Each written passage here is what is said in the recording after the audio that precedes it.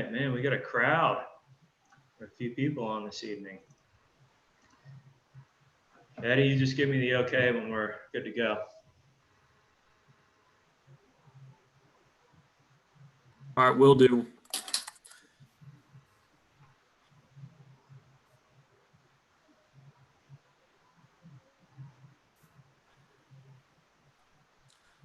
All right, we're good to go. Okay. Let's go ahead and call the meeting to order. Mr. Kelly? Yes?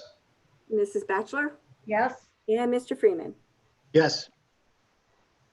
All right, Eddie, let's throw up that flag and we'll do the pledge. Bonnie, would you like to lead us? Absolutely.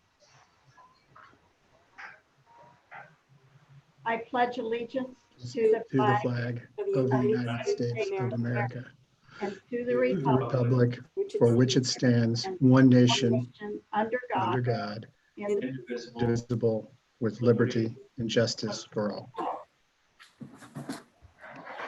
All right, thanks, Bonnie. First order of business is approval of minutes. I request a motion to approve the regular meeting minutes of June the 10th and the special meeting minutes from June the 23rd and June the 24th. So moved. Seconded. Thank you. Mrs. Batchelor? Yes. Mr. Freeman? Yes. And Mr. Kelly? Yes.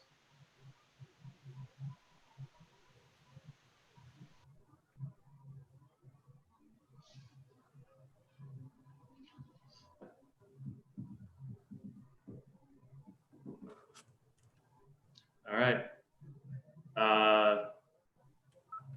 Is that all you got, Debbie? That's it. Okay. All right. Public presentations. We have I guess some updates and information on the dog park. So I'm assuming one of the parks people is going to be giving us that update. Lori Wilson is on the call as well as Doug Dressy. So if you want to unmute both of them. All right, let's do that.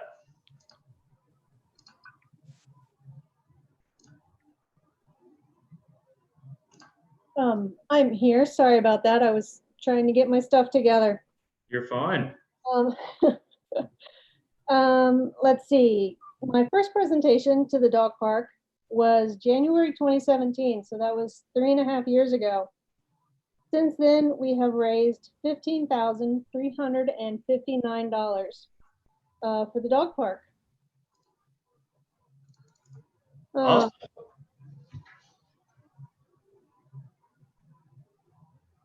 Our goal is to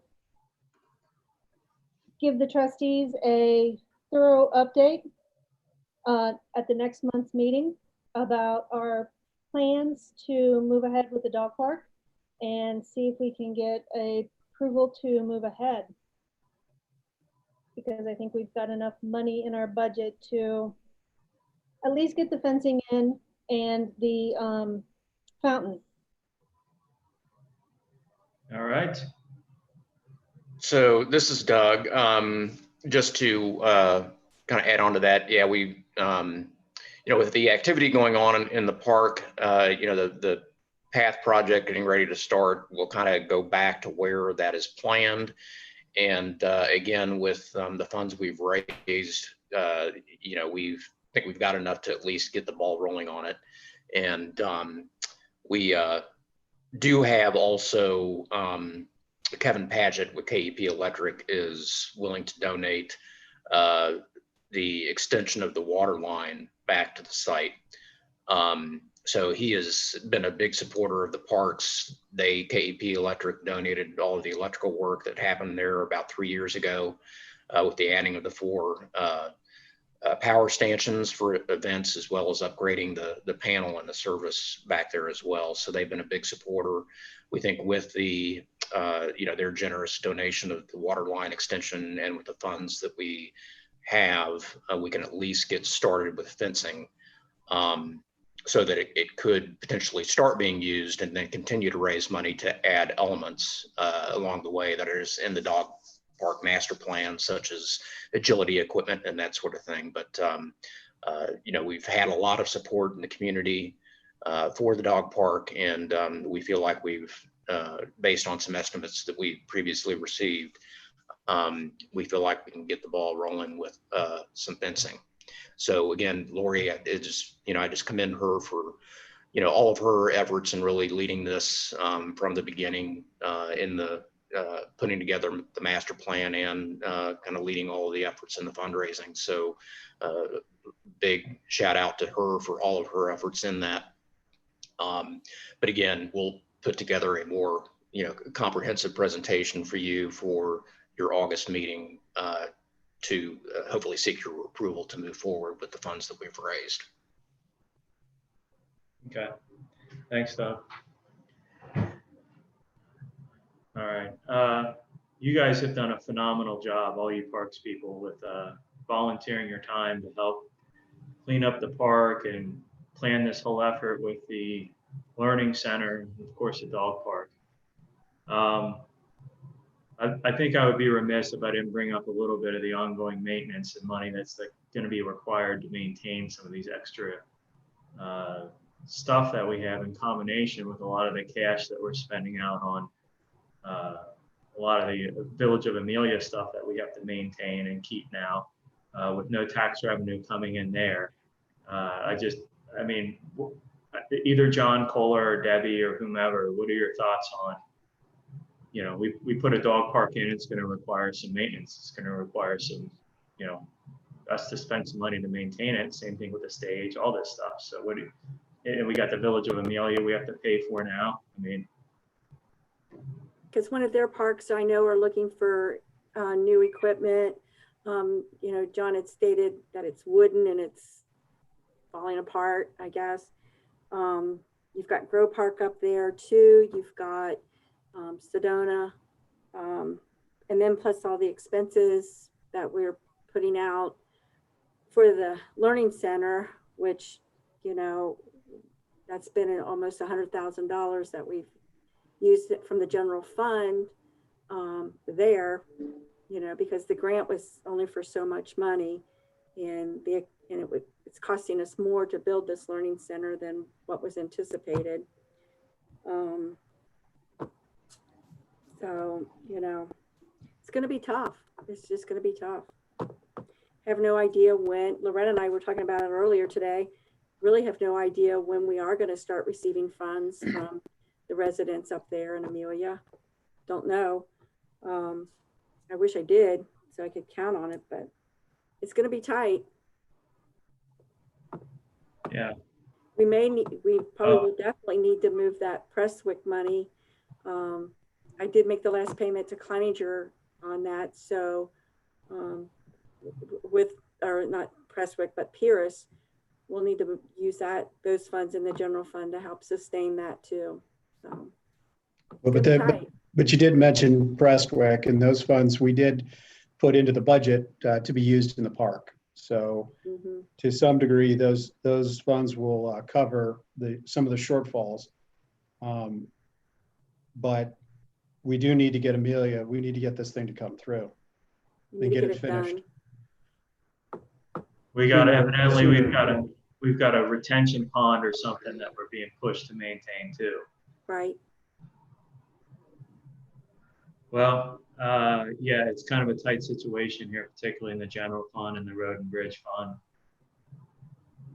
So, I really have no other motivation for bringing this up and kind of throwing it out other than make everybody aware. This is a tight situation for us. We've taken on a lot of additional expenses with the village, and we're not getting any tax revenue in for it, and we might not be for still a little while. Exactly. Nick, also adding everything over here at the park, it's all great, but it is going to put a burden on John's budgets also, because it's going to take more manpower and everything else to maintain what we're doing. So, and then the guys who do put those hours in the parks, that's where their salaries come out of too. It doesn't come out of road and bridge. It comes out of the general fund, out of parks. So Yeah, well, both are tight. John's resources are tight, and we really need to be mindful of how we prioritize and where we spend those resources until we can get some more money coming in here. Or even at that point, I think regardless, we should be responsible. But it's just it's kind of a tight situation here at the moment. Yes, very tight. Obviously, those bathrooms are probably going to have to be cleaned multiple times a day. So, I mean, that's pretty much going to take, once them bathrooms open up, I anticipate there's probably going to be somebody over there pretty much 8 hours a day between cemetery and parks. They'll pretty much be there every day. All right. Well, just something to kind of talk about. But I mean, again, to kind of reiterate the positives, gotten a lot of, you want to call it free money, state money. And Alan, you've done a lot of great work on, helping us out with that. I don't know anything about that. And it's going to hopefully provide a great benefit for the community in general. So, it's a good thing. It's just with everything that's culminating right now and going on, it's, kind of a tough situation. Well, in part, that puts the onus on us to plan harder and smarter, right? Yep. And so that's one reason why I've suggested that we start planning on what the next steps of Amelia are going to be, because we can't wait for the state to come through and give us the keys to the village. So I think we need to start thinking about what are our next level grants that we want to go after. What are the dollar amounts?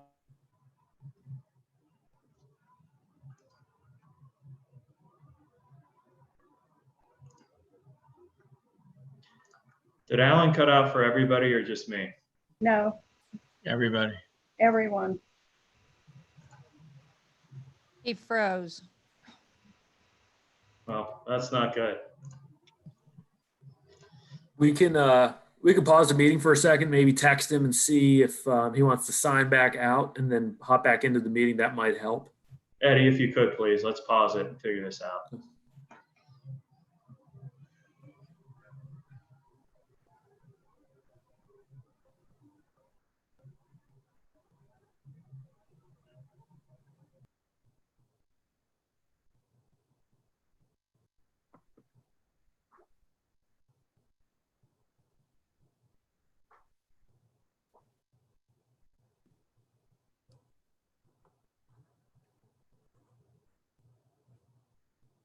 Eddie, are we paused?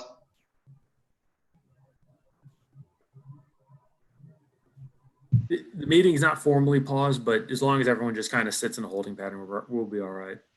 Well, let's formally pause it if we can. There's going to be a video feed from this afterward too, and I don't want it to be just a bunch of dead space.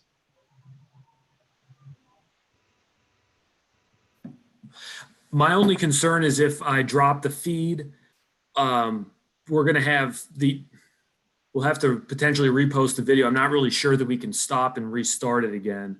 Okay, The live stream. that's fine. That's fine. Yeah. I got you. I could go back to the main screen though, just so. I think Alan might be working his way back in here. Okay. There he is. Alan, we got to unmute you, Alan. There you go. I'm up. We'll see how long I'm able to stay. All right. Sorry about that. No, it's probably not on your end. All right. Go ahead. We've been waiting for. I have no clue what I was saying. We were talking about planning, and it's all the more important that we plan what we're doing here with this Amelia thing. It's just very simple. I mean, I think that we can look at our shoes and we can shuffle our feet and say, it's going to be tight, it's going to be tough, or we can sharpen our pencils and go try to find money. So it's just what we have to do from here on out. And I think, sitting around and with Amelia, we need to come up with a plan of what we want Amelia to look like in the future and work with the community on developing those plans and how we're going to pay for it. I think that's something we need to sit down and start doing immediately, not waiting until the state comes around. So there's a lot of things we need to start doing to plan for our future and not wait for our future. Otherwise, it's like sitting in the middle of the street, right? The truck is coming, you got to make plans to get to the other side or you're going to get splatted. So now's the time for us to get moving. I appreciate your expertise, Alan. You have more than me in that area. I'm a business guy. I would just be cutting expenses. Cut them, not looking for money. I mean, I guess I do both a little bit, but I don't know. I don't know where we can cut expenses at this point, or if we should consider certain areas for the short term. Well, you got to remember, we're going to be taking in some of the Pierce Point TIF will be flowing into the general fund. So that's revenue up. We've got we've already budgeted for the, first year, Debbie, of Prestwick TIF Yes. to flow into the general fund. That's revenue up. So that's to the plus, not to the negative. True. All right. But Any for other? something that wasn't going to cost us anything, is costing us a whole heck of a lot. It was never going to cost us nothing. It was going to cost us some engineering fees, but Prestwick TIF covers it. So, I mean, at the end of the day, we're still at a revenue neutral position.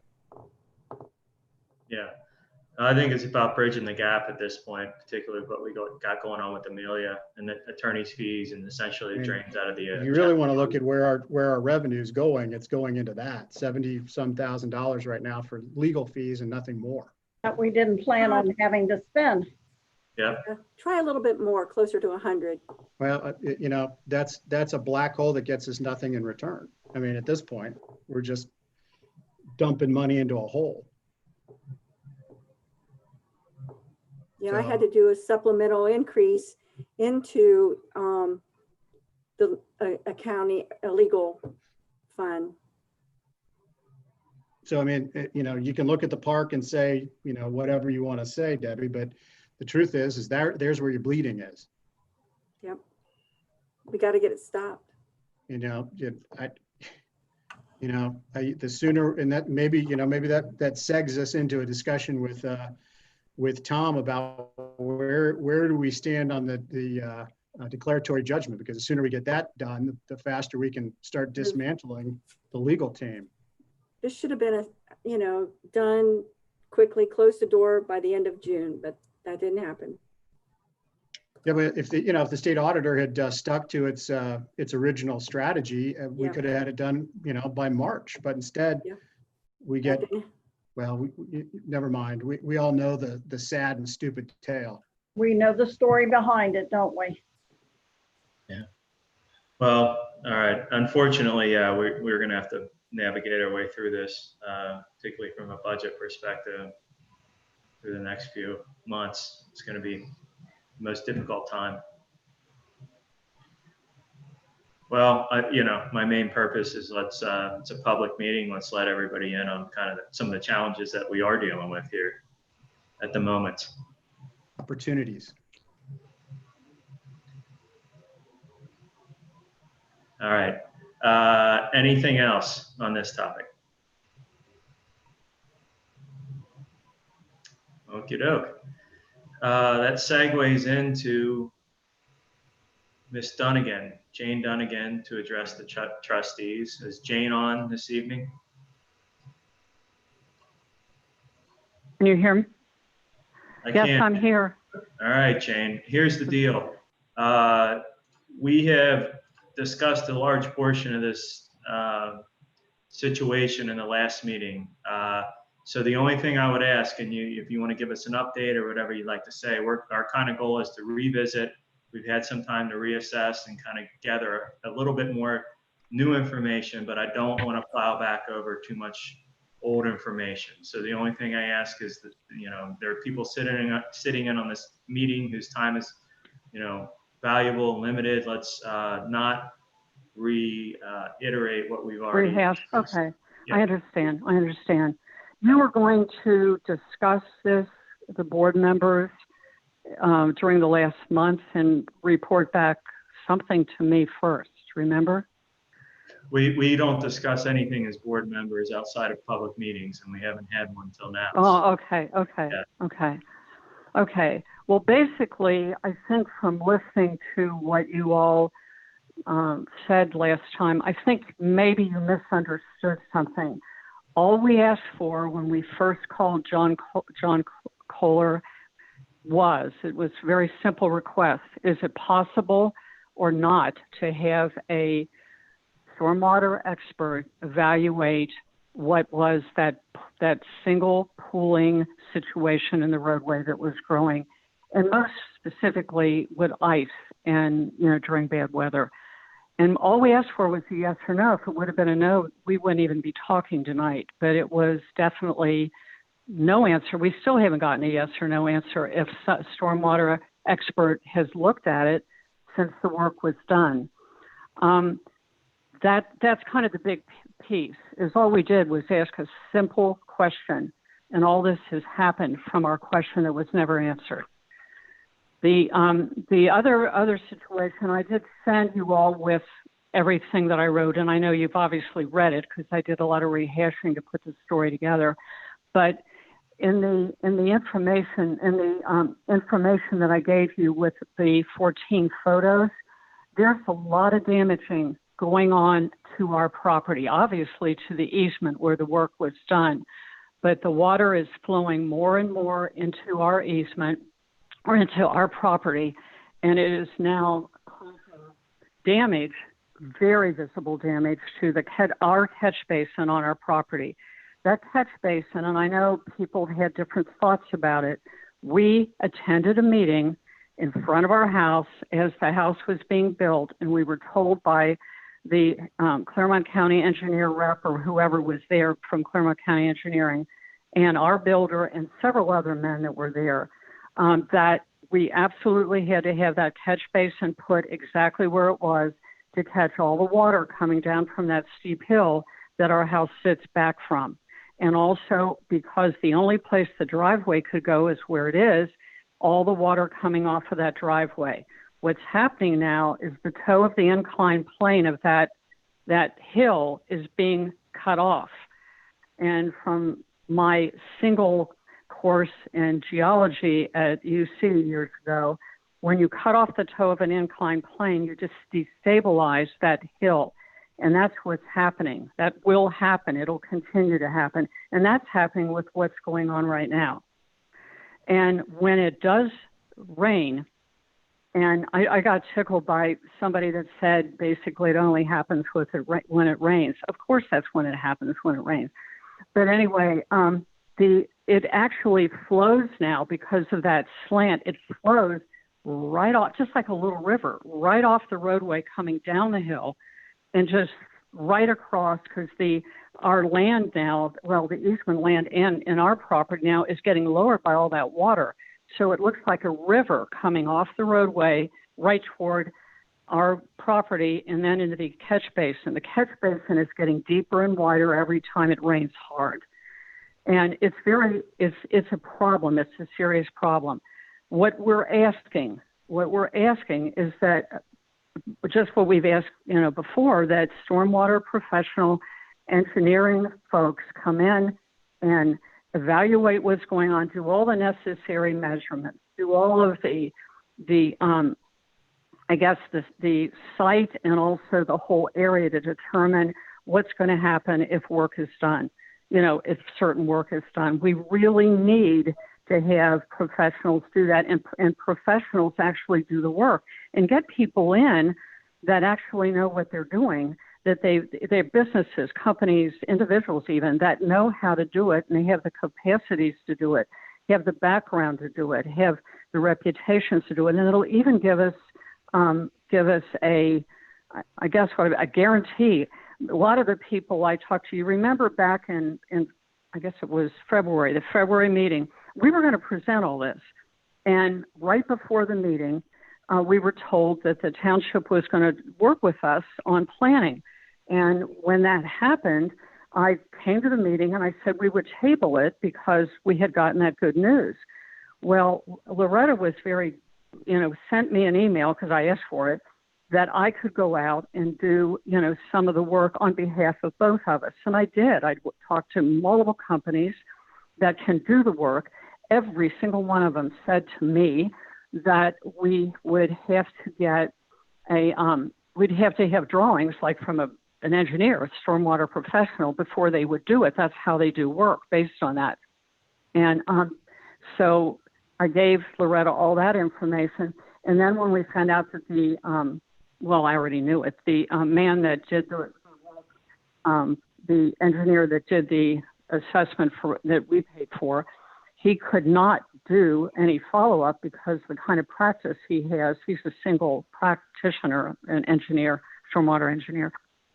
He doesn't have, a team of people. So I went out and did research. And that's when I found Ron Roberts from doing the research. He has a wonderful reputation. I didn't know him. And he came out and looked at it once. I did give him a copy of the email that Loretta gave me that said that I was kind of talking or, looking around for potential solution people for both the township and us. And that's where I got his name. And ironically, Loretta said that's somebody she knows and has worked with when she was with the city of Milford. So I felt really good about that. And that's what I brought to the last meeting, his proposal. So that's somebody that, just for example, somebody that we both would be comfortable with. And then Loretta told me that, I guess it was on the 2nd, I called and asked, if I could present at the meeting, and I was told sure. And but Loretta then told me something that I didn't know, and that if that John Kohler's work was something called, and I've never heard of this before, ditch work, DITCH work, and that so then I asked, well, can I have all the paperwork, involving it, all the planning, all the, the research before it. And she said, there is no paperwork and there are no plans for any of the ditch for that job, the one on the easement. There's no paperwork at all. And then she said, there's no planning or plans and no, what else did she say? No drawings for any of the ditch work that's done in the county, and that John does all of it. And so I guess my new questions have to do with the multiple growing serious negative outcomes and the continuing roadway pooling. The roadway pooling's never stopped. It's just in a different pattern. It used to be in one little semicircle close to the home that is down next to us, but down toward the dead end of the street. That's where it was, but it was in front of our property. And now that it's a really long, and it keeps growing wider, but wide rectangle that the last time I measured it was over 90 feet long. And that's when it pools. But now, because of the slant of the easement, the water just flows. It's just, you have to be there to see it, but it flows into these patterns of all right, Jane, stormwater. All right, we got a lot of business to attend to tonight, and I'm sorry, but I get that you think the water is eroding the hill and you don't like it. I understand that part of it. No, it's more than that. If there's anything else, if there's anything else you want to discuss, that's new information. Let's try to condense this. We have an entire meeting. We spent over an hour on this at the last meeting. Please. Well, we would like you all to move ahead and actually, put a motion out there to move forward to get the work done by professionals.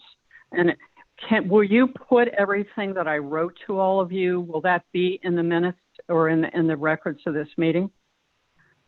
It's public record when you write it and send the email. So, I mean, it won't be, I don't think it'll be in the minutes of the meeting, but it's public record. Anybody can.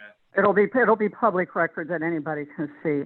The other thing is that Mr. Keating brought up something, the law director, that he had a concern that whoever actually contracts with a professional, stormwater professional, that person may be influenced by the fact that person is doing the contract. So what we want to do is to avoid any possibilities of bias in favor of Pierre Township or us. We are requesting that we be included in any contract that will affect our personal property in any way. Okay. All right. I guess my question is, are the trustees ready to start moving on this like you alluded to in February and other times? Jane, whenever you've said what you need to say, we are ready to discuss it right now. Do you have Okay. anything else?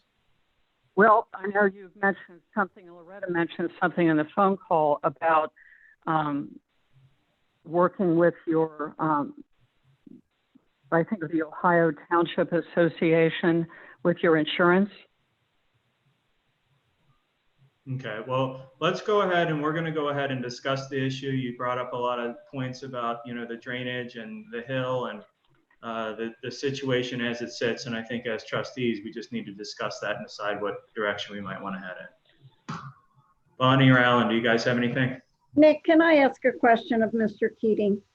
Tom, Yes. are you there? Yes, I am. Okay, so if this issue was from the builder who put this road in, Legendary Trails, doesn't this fall back? I mean, I'm sure we can't do anything about it, but the issue is they didn't put that road in if it's not draining adequately when they put that street in Legendary Trails. Isn't that, I mean, it's not our fault that it's not draining. It's the way they did their work, I would think. Yeah, that's what I had seen and had read when I was trying to study this case, is that the builder built the street and built the Dunnigan home a little bit different from what the subdivision plan showed. And so this is a result of that, how the drainage works and how the front yard is terraced or angled and sloped. So yeah, the builder and the property owner sort of changed the way the street was designed, and it was designed with the assistance of the county. So I guess that was a slight variation from what they had originally planned. Yes. Okay, thank you. And Tom, isn't stormwater generally considered the purview of the county engineer? Well, yes, largely the stormwater is a countywide problem, but the township has a duty to maintain the roads. There's no question about that. That's the duty, that's the heavy duty on Pierce, is to make sure the road is safe and passable and Which not a nuisance. we've met that criteria. Yeah, it sounds like it. John has done what he can to get the water off the roadway. Yes. So just on a pure stormwater basis, you know, just where the water flows onto somebody's property, once again, this would fall back on the county engineer, correct? Given that the county engineer is the one who approved the stormwater runoff in the very beginning. Right. I'm not sure it was built exactly as the county approved it, but that would be between the county and the builder and the property owner. Right. So in other words, the jurisdiction here for the individual property owner is not with the township, it's with the county. Right, and unless what we did to try to improve the road was so outrageously negligent that it caused unexpected damage and outrageous and overwhelming damage, then we might be at fault. But everything I've heard is that John acted based on his expertise as an expert, based on his experience, to try to solve the problem in a reasonable manner. Yeah. And we did Loretta, I'll give you a couple of seconds to unmute. We did have Kleinger's take a look at this in the very beginning, or at least from what I recall. And Kleinger's does what for a living? They're civil engineers. So civil engineers design roadways and drainage ways, and they're designing the Bradbury Road project for us. So it was to the October point- 29th of 2018 that So I to had the- provided their assessment of the situation based upon what we had done. So to the point of having an expert take a look at it, we did have an expert take a look at it. Yes. And I mean, Alan, that's what this firm does for a living. So as you said, they are experts in doing this type of work. So the answer to your question, Mrs. Dunnigan, was, did we do this? Yes, we did. All right. Well, yeah, from my perspective, I agree with I agree with the line of thought that we're kind of following at the moment. our kind of primary responsibility as a township is to keep the roadway clear.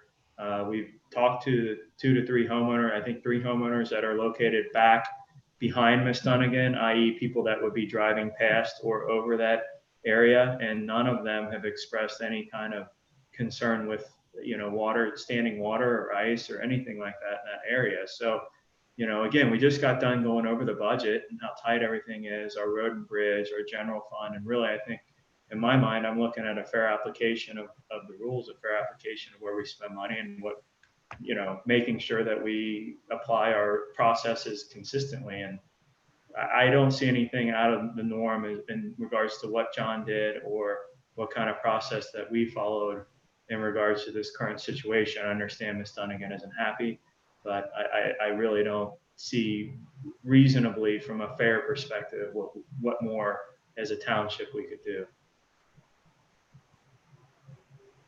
It's my opinion.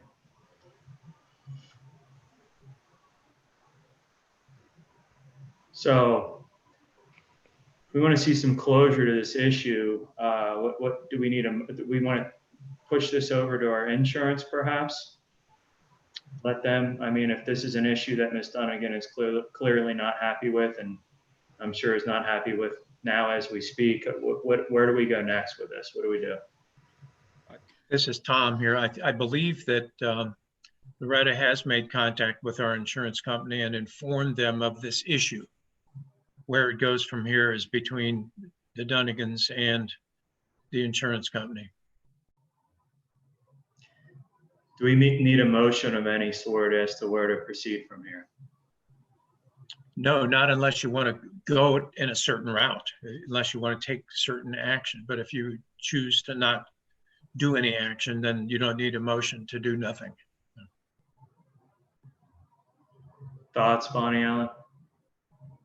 I don't know what the motion would be for. I don't was just either, saying, Nick.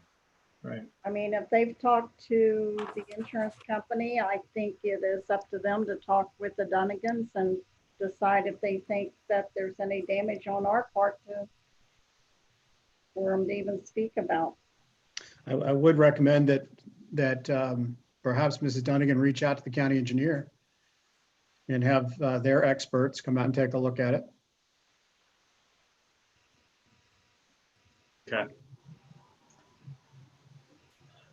All right, anything else on this topic? We have a lot more to get to here this evening, so let's see here.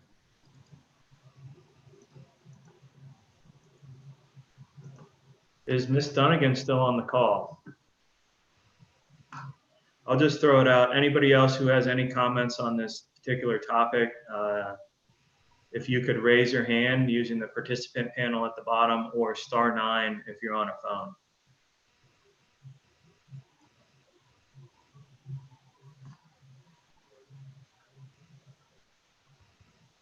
Hello, can I talk? This is Jane Dunnigan. Yes, Jane, a couple minutes here. One question. Yes. How do we get a hold of the insurance company? What's that process? You can And get do you with, want us to?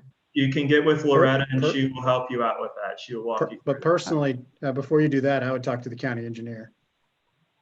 We'll do that, absolutely. We'll do that. And will that engineer know we're going to be talking to him? I don't know. Or should we just call? Just call We him. just call and talk to him? Okay. Yeah, see if it's his jurisdiction. I mean, he may tell you that that's not the case, but I do believe they've got several people that do hydrology over there. Would you say that, John? Well, that's great. That's great if they'll help with this. Again, I don't know if they'll help. All I'm saying is that that's a resource that I would exhaust before then. We've been told when I first went down there to get plans that they can't help us unless you ask them to help us. Well, see if they that say has that. to be a request. Okay, that's what they told me before. So, Yeah. but that's why I asked the question. Yeah, see if they'll do it, and then we'll see where we go. So I'll get back to who, to Loretta or Loretta. who when Loretta. if they say no. Loretta. Okay. Okay. I do appreciate your financial situations there. I understand. I do want to correct something. There is still pooling stormwater exactly like it coming. It's just in a different shape now. So the roadway is not cleared from stormwater after it rains and within periods of time after, depending on how much it rains. That did not change. Okay. All right. Thank you, Jane, and thank you for your input. Thank you. Thank Thank you for considering it. You gave us some solution potential, so thank you. All right, you're welcome. Thanks, Alan, for the county suggestion. Hey, no problem, man. All right, so, okay. Give me a second. All right, we are on to Village of Amelia updates. The fun topics just keep on here this evening. Okay. Tom or Loretta, whatever. Oh, well, as far as legal matters, I don't know if you want to start with Tom, but otherwise, when you're ready to go down the list of notes that I have here, I'm ready whenever you are. You want to start with Tom? Why don't we just go in order? Okay, is that me? I think so. All right, I'll try to be brief and concise. We had a conference with the judge today, and this was the first time the judge had a chance to look at the case or talk about the case.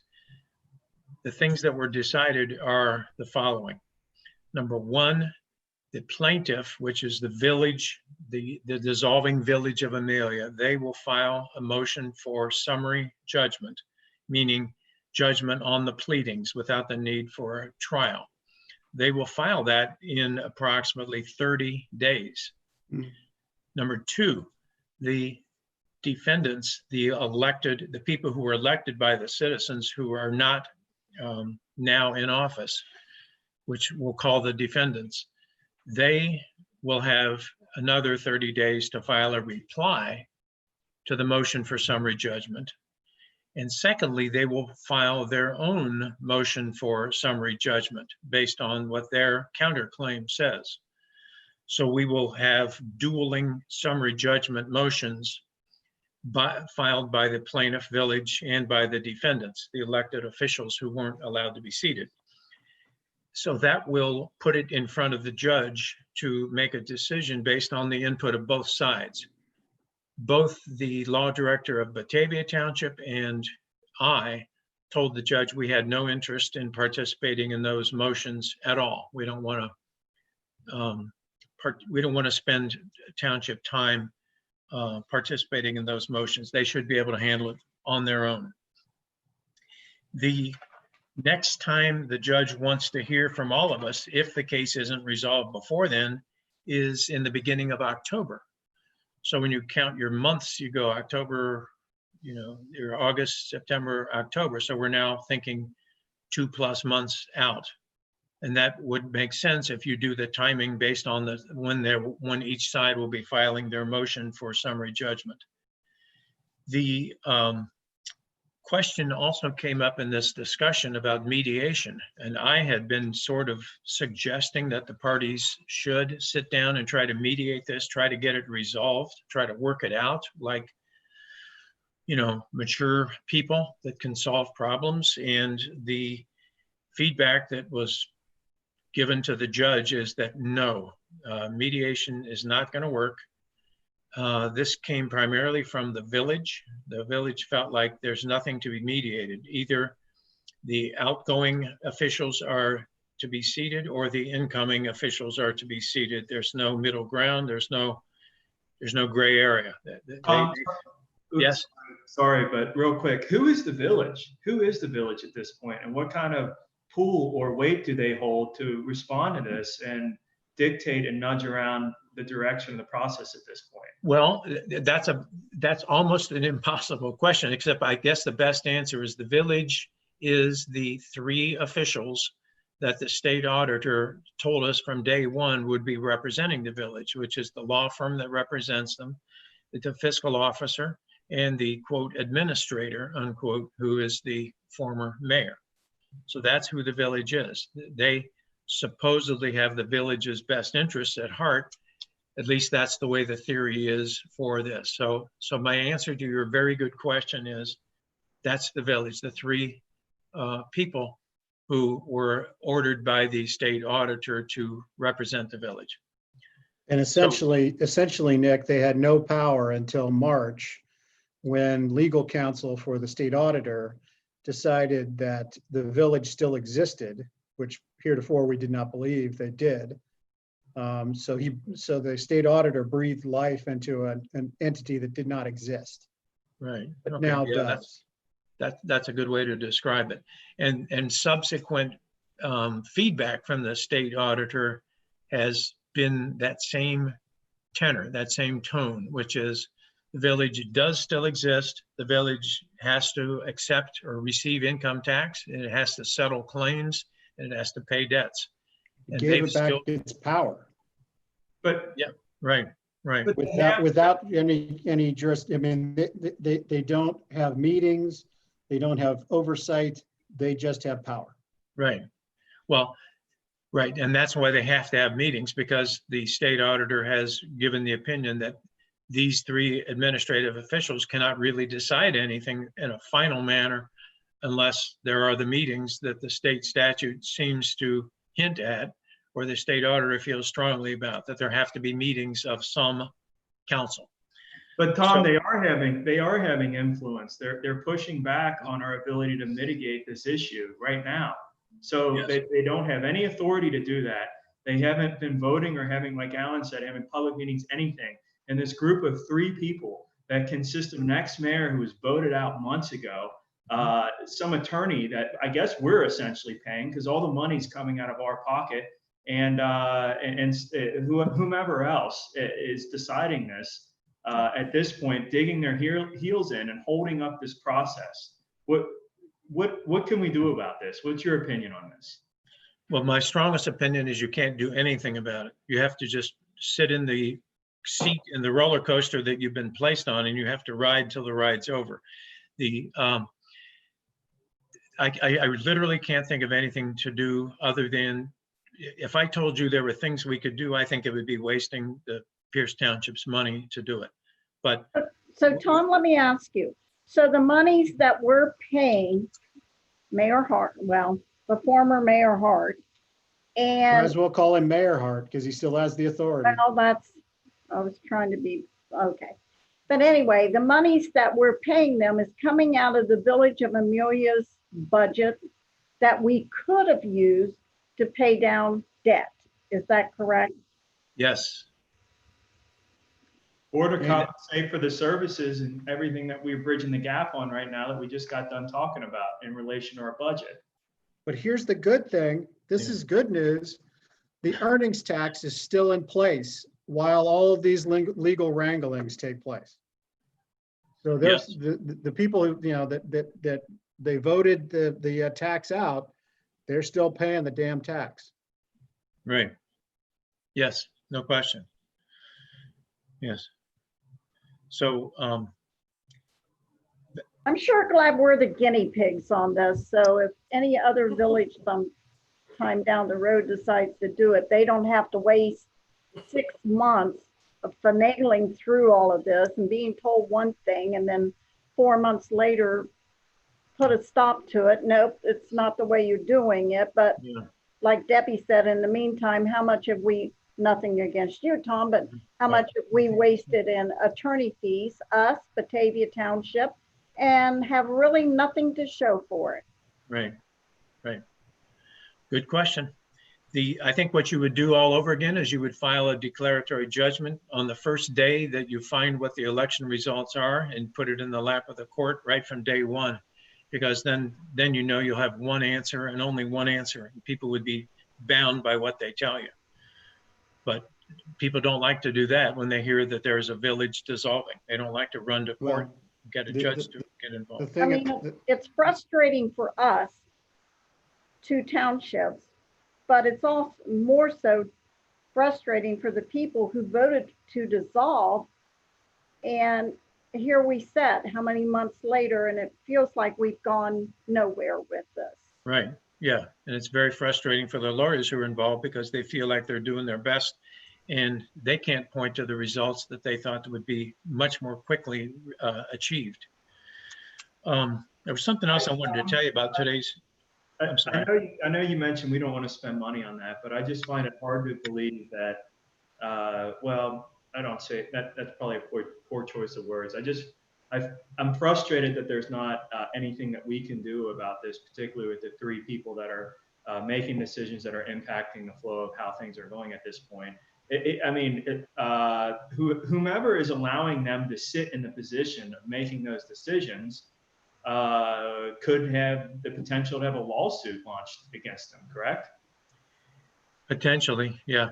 Again, those three officials were identified on the very first meeting with the state auditor. That's what they said they use in every dissolution that they've ever heard of. So that came from them. We were never given a choice to say yes or no on that issue. That's the way it's been. Yeah, there was another issue that came up, which is very technical, and I was disappointed that it came up today, and that's the fact that the three outgoing officials are not actively and legally represented in the lawsuit. They don't have a lawyer, and they haven't filed an answer. And when that was brought up today, it sort of became a bit contentious because the village representatives have said that they named them as defendants, the outgoing people, but they only named them defendants in their official capacity. Now, what official capacity means is a kind of a vague term, but they aren't sued individually. So for whatever reason, none of them have retained their own lawyers. So that didn't sit too well with the incoming official's attorney, because that's not what happened to them. They've had to retain lawyers to represent them. So that was a little frustrating. That's all I have to report from the conference in court. I did also want to mention two other things. Number one, there's a meeting next week with the state auditor. And number two, I have spoken to the member of the Ohio Attorney General's office, who will be in charge of assisting with writing the opinion on the question of how quickly we can initiate a TIF in the Premier, Fallujah, Grimes area of the former village of Amelia, which was the former Pierce Township land that was annexed.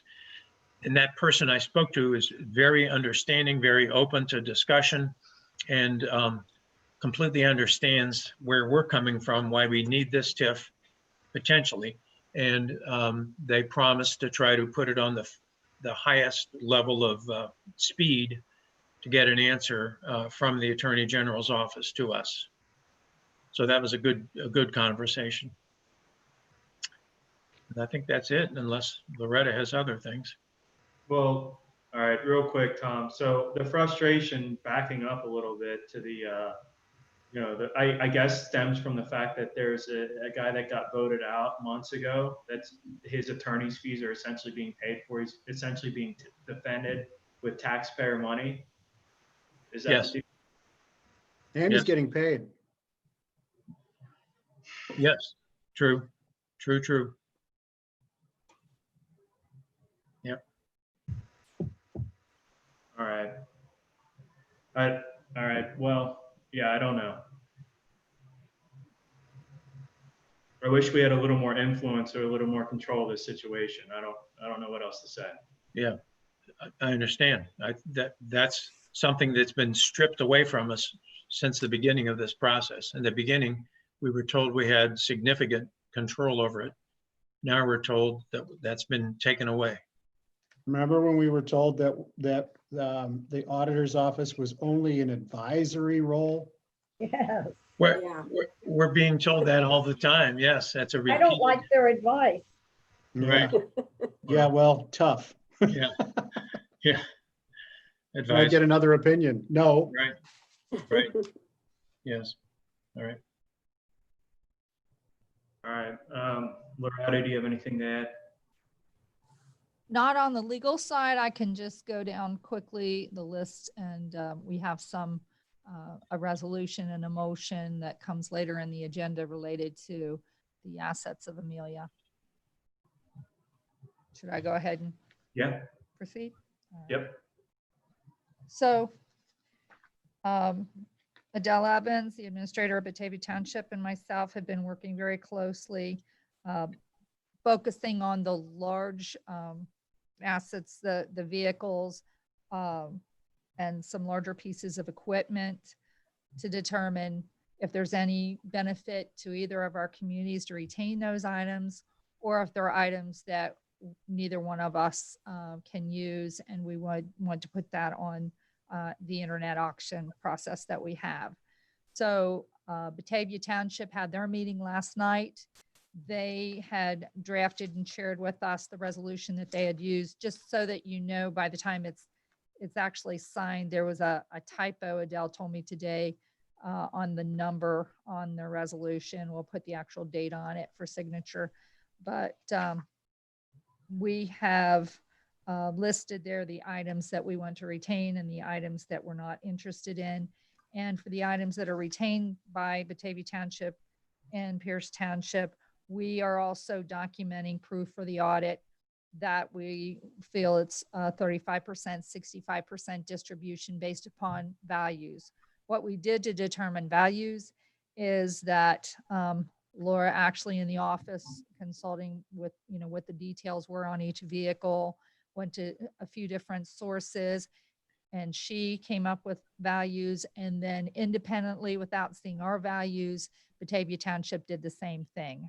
And so then Adele and I sat together, and then we agreed on a fair value for these items. So that's how we arrived at these values. Loretta, were you close? We were, at most $500 probably for most Okay. items. So we have 3 vehicles that we still need titles to. So we're going to have to work with the village in order to get duplicate titles.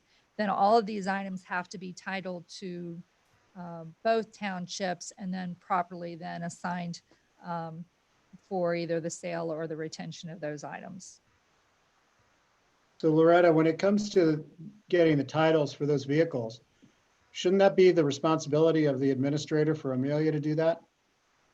Yes, and we have most of them already in our possession, but these 3 are not there. So yes. So, but shouldn't will that be have the responsibility of the administrator of Amelia to do that, to round those 3 up? Yes. Since we are paying him to do those things, correct? Legally, he has to do that. We can't go demand a title for a vehicle that's not titled to us in the first place. So yes. So that'll give him something to do absolutely. tomorrow. Absolutely. Fortunately for the items that we're retaining between Batavia Township or Pierce Township, we do have all the titles necessary. Before the internet auction, we'll have to make sure that we have the rest of these resolved. And just sell them hot.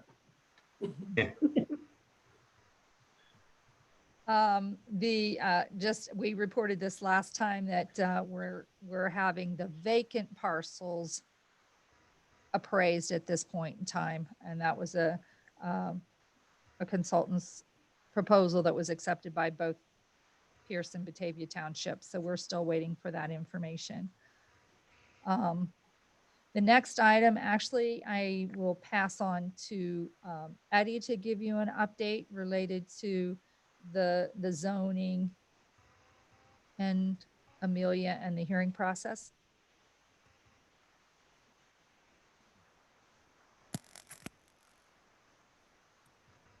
So last night, the zoning commission approved the proposed text and zoning map amendments to be forwarded along to the Board of Trustees for consideration. There were a couple minor changes recommended, but hopefully tomorrow I will reach out to the board and determine mutually acceptable time that we can hold the public hearing to get the Amelia regulations adopted.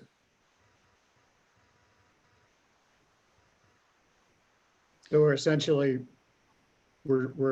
done with zoning changes for the village at this point. Yep. Yeah. The last step is going to be the public hearing with the Right. board. And then 30 days, hypothetically 30 days after the adoption takes place, at that point, the regulations would formally go into effect.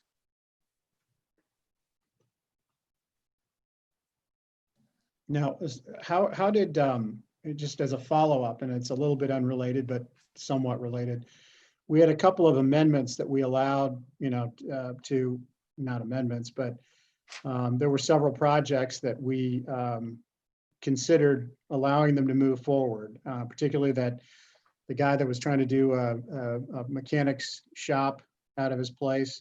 How did those turn out? Are they moved forward smoothly, or what was the final outcome there, Eddie? Yeah, from a regulatory perspective, they moved forward smoothly. The process worked. First project was the auto repair education facility. So they actually they were approved by the zoning commission. They obtained their zoning permit from our office, and were approved to proceed with their building permit and so forth. I don't know that they haven't broken ground yet. The zoning commission and I were discussing that last night about what the actual status of their project is, and I think it's safe to assume that the coronavirus may have had an effect on the timing of that project, but I imagine so. unless everything that was in our control has kind of been passed through. The other project was Glen Mary, and the single family residential component, they are already moving dirt. So, they're prepared to move forward with construction on that part of the project. And the multifamily, they're looking to potentially make some changes with regard to the design of the lots on that particular project. So we haven't quite sifted through everything on that item yet, but we're kind of working with them to see how they want to proceed. They have some financing issues that they're looking to potentially improve upon, and that would entail them modifying their project. So there may be some items that come up, but for the most part, everything that was in our control has moved forward. Good. All right, thanks, So, Eddie. Eddie, Sure. do you need to ask for an extension of the zoning moratorium as that was last amended in order to get us through this next public hearing? Yeah, so there's two ways that we can handle that. The moratorium ends July 31st. So if we are able to convene a meeting prior to July 31st, then it's not an issue. We would handle it at that meeting. But if you would like, and if it's acceptable, we can certainly entertain a motion now to just go ahead and continue the moratorium on Amelia until, of course, our next meeting. And the next meeting is a public hearing, correct? Of the It is, trustees yep. for the zoning, because this is a zone change process. The safe thing to do would probably be just to go ahead and consider a motion now to That's what I was thinking. extend the existing. Why don't we go ahead and make a motion to extend it then? I'll make the motion. Second. You want to just add, just 30, just put a 30-day on it? Yeah, extend the moratorium for 30 days. Okay, I have a motion and a second. Debbie, Mr. Freeman, Yes. Ms. Batchelor, Yes, Mr. Kelly. yes. You have the right verbiage on that? Yeah, made the motion for extension of the Amelia zoning moratorium for 30 days. That's it. Perfect. Perfect? Yes. As always. All right. Anything else on the zoning moratorium or anything like that? I'll just add that I believe that as an extension of resolution 2020-001, I believe that was the last resolution by number, if you want to know that. Loretta, I can hardly hear you. Oh, I'm sorry, I had my head turned. The last resolution number I believe that applied was Resolution 2020-001. And it was once amended.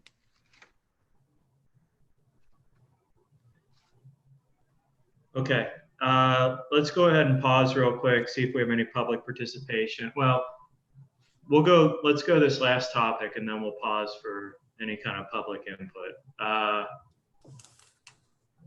Discuss trustee motion to object to employment of Mr. Todd Hart. What's the deal on this? I'm gonna once again put a pin in that and ask for that to remain on the table.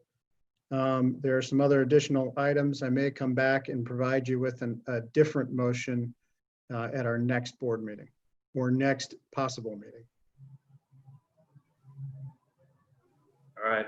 Nick, can I ask a question on that though? Okay. Tom, did you not say that we've been told we have to have him by the state auditor? So can we do anything about that? Yes, that's my understanding, is the state auditor from day one said the township has, or the village has to have an administrator. And the one that would be most likely was the previous administrator. And under their charter, the mayor and the administrator were combined into one function. So that became the decision that the state auditor made. And then as far as the payment part of it, that was what the salary was in their charter. And then the auditor also said he could agree to take less, but that nothing ever came about from any discussions for him to agree to take less. So therefore he's being paid his full salary. That's what I was told.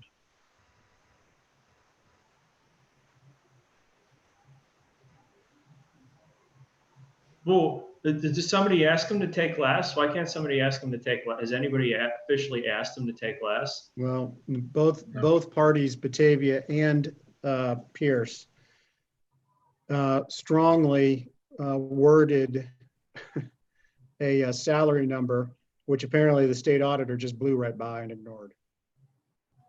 That's my understanding too. The deal was not done.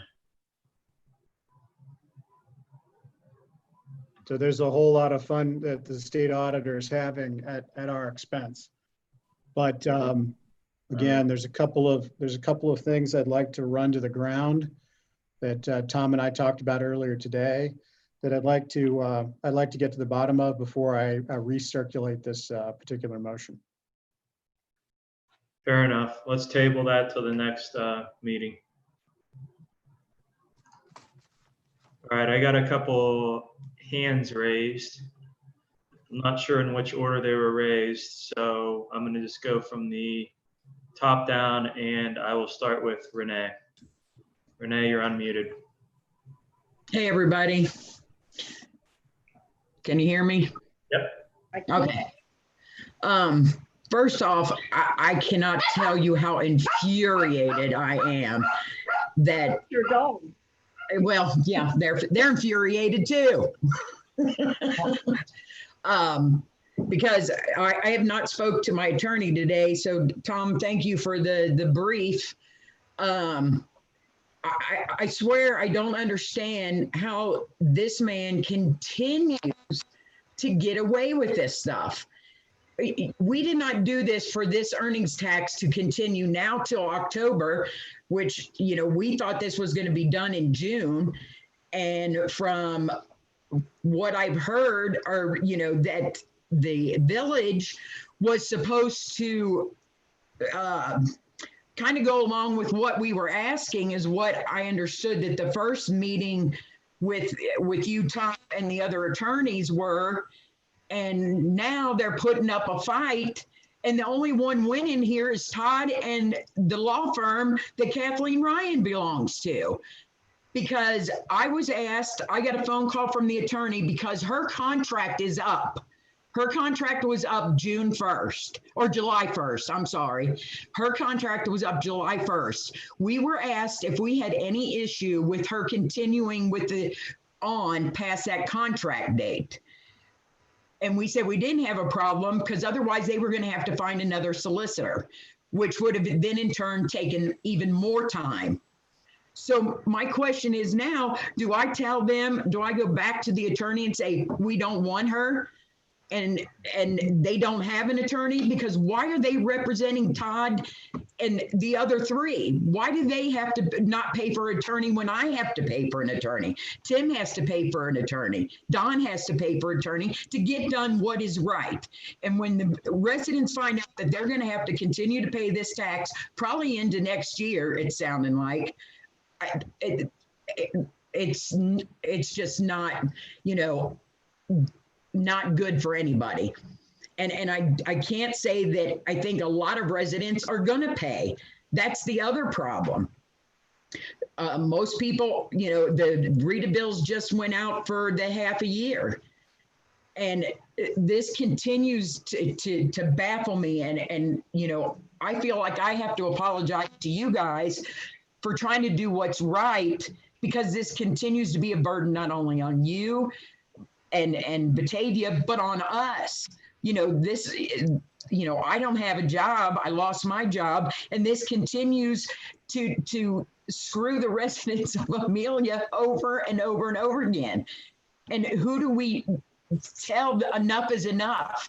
We didn't get help when Todd was doing all the crap he was doing, and now nobody's helping us now that we've gotten him out of office. He's still in there making decisions. Can I get some clarification on this? What's her name? Ryan, the attorney? What's that deal? So she had a contract that went up and there was no real authoritative body to renew it. So they went and they asked Renee and their group if they were okay with it, and that was enough. Well, yeah, I mean, when did they ask us? Yeah. We're paying for it. Are you asking me? No, I don't know. There's no answer. I don't think there's an answer for any of that. There's no answer for anything that Renee said, and there's no answer for anything that Nick said. No. Well, Tom, you don't have any other info on that, do you? No. I know that the only info I have is that the written agendas for the council of Amelia, whomever it is that gets seated, one of the items on the agenda is to rehire that law firm. That's all I know, but nobody's asked input of anybody. Well, they apparently asked Renee. From what I understand, the judge's office called Mr. Novak and had him contact us to see if we had an issue with her going beyond her extension. And I've known, they extended her contract when they were still meeting. Tim may be able to, I know his hand's raised, but they extended it for 6 months because it was over December 31st, just like Todd's term. And so they extended it 6 months, which would have been July 1st. So, and if they don't have an attorney representing them, then their case should be over. I mean, Todd can't be the deciding factor and also a defendant. That makes no sense to me. So Right. he's deciding on his own to continue a battle for himself with no legal representation. Yeah. And we do have, Roy sent in a request to see if he got paid for June, and we haven't gotten that information back yet. All right. Well, I think frustrations are boiling over here on all ends, honestly, at the moment. Right. Thanks, Renee. Yeah. All right, Tim.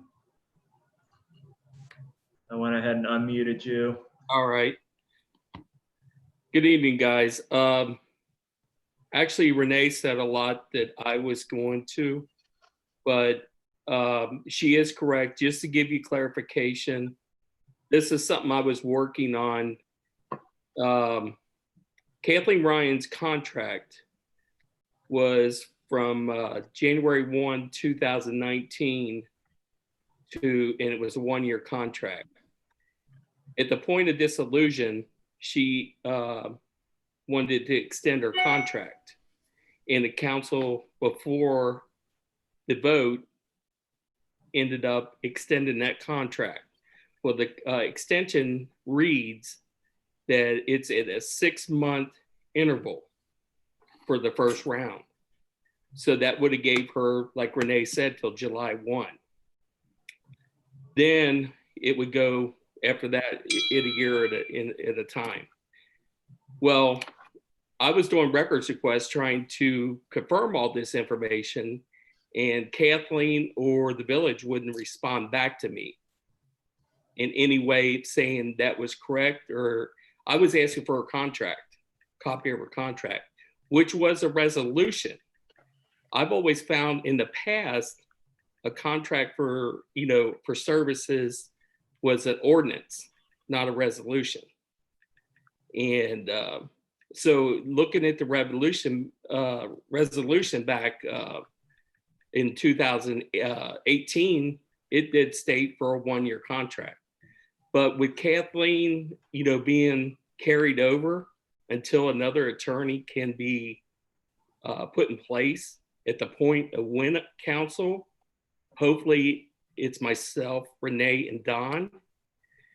Only thing I'm asking you folks, I know you guys are frustrated. I'm looking at, all three of you, and I could see the frustration. I'm frustrated.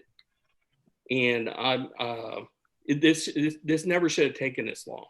Well, let me express a little of my frustration, Tim, because we've got roads we need to pave in your village and elsewhere. Sure. And we can't get to them because it's draining our general fund. There are projects that are pressing that, but for the fact that we've got 100,000 in legal fees right now, we can't touch. Now, going into this year, we were looking at a pretty healthy budget. We were looking pretty good, but now we're not. And the more we're spending on legal fees at this point, the more we wind up draining away funds that could have otherwise been used for public purposes, that could have been used for safety and other things. So yeah, we're frustrated. Yeah. And we have no power. We have no strength here. There's no leverage. We're waiting. You have more power than we do. You have more say than we do. You guys just rehired Kathy. We didn't. Right. So you're damn right I'm frustrated. You're right. No, I get it. The thing was, we were approached by her, if we wanted to keep her, if we minded if she followed through without a contract. But see, we're the ones paying the freight here, and we were not asked that at all. And that's we were not even a courtesy call. Did you get one, Bonnie? No, I Bonnie, did did you get a courtesy call? Nick, did you get a courtesy call? Negative. Tom, Loretta, anybody on this call? Anybody on this Zoom? Did you get a courtesy call about Kathy? I didn't. It's like we don't have any say in any of this at all, Alan. So we might as well just sit back and relax and wait till you guys are all done. Yeah. Tom, hey, Tom, is your contract expired on July 1st? So what, in your opinion, legally speaking, what do you need for her to continue to exist in the capacity she existed before? Don't you need another contract? I mean, what's your opinion on that? Yeah, yes, at some point they do. And most legal contracts like that get approved. Well, not most, but many of them get approved after the fact. It's a retroactive thing. And I know you've heard this statute, but the holdover statute, it doesn't really apply to a legal service. But when you're performing a legal service for a client and your term is up, if you don't have a body there to approve your continuation, then you just ask for it after the fact. And it's either approved or not. So if it's not, you don't get paid? I'm sorry? If it's not, you don't get paid? Correct. So let me get this straight, just so I understand it. And so everybody else on this Zoom understands it. The body that is an advisory body can tell us now that the lawyer that we may or may not have retained must remain because she's a holdover. No, I didn't mean to say it that way. No, her contract has expired. She's doing this work because she has to do it. She has a client that needs representation. Whether she gets hired or not is up to the village council that's appointed by the court. to sit down and be the council members. They have to Okay. decide. So now let me follow this circular circle here. So the council that hired her, meaning what does that consist of, Tom? The council, Yeah, that would approve her contract. whatever council the judge seats. So she will remain in place until the judge seats someone. Yes, she has to, because that's So- what the state auditor has demanded, that they. So we that she couldn't say continue. no, even if we wanted to say no. That's probably correct. Yeah, we were never asked, Once again, we're the cork on the tide. right? So why bother, Tom, in your opinion, why bother asking Renee in the group then? I mean, it sounds like she stays regardless. And then she gets approved or disapproved retroactively. Yeah, I don't know the answer to that. I wasn't aware that Renee or her attorney were asked. I didn't know that. Yeah. Now, my question is, did we, was our say even, did it really mean anything?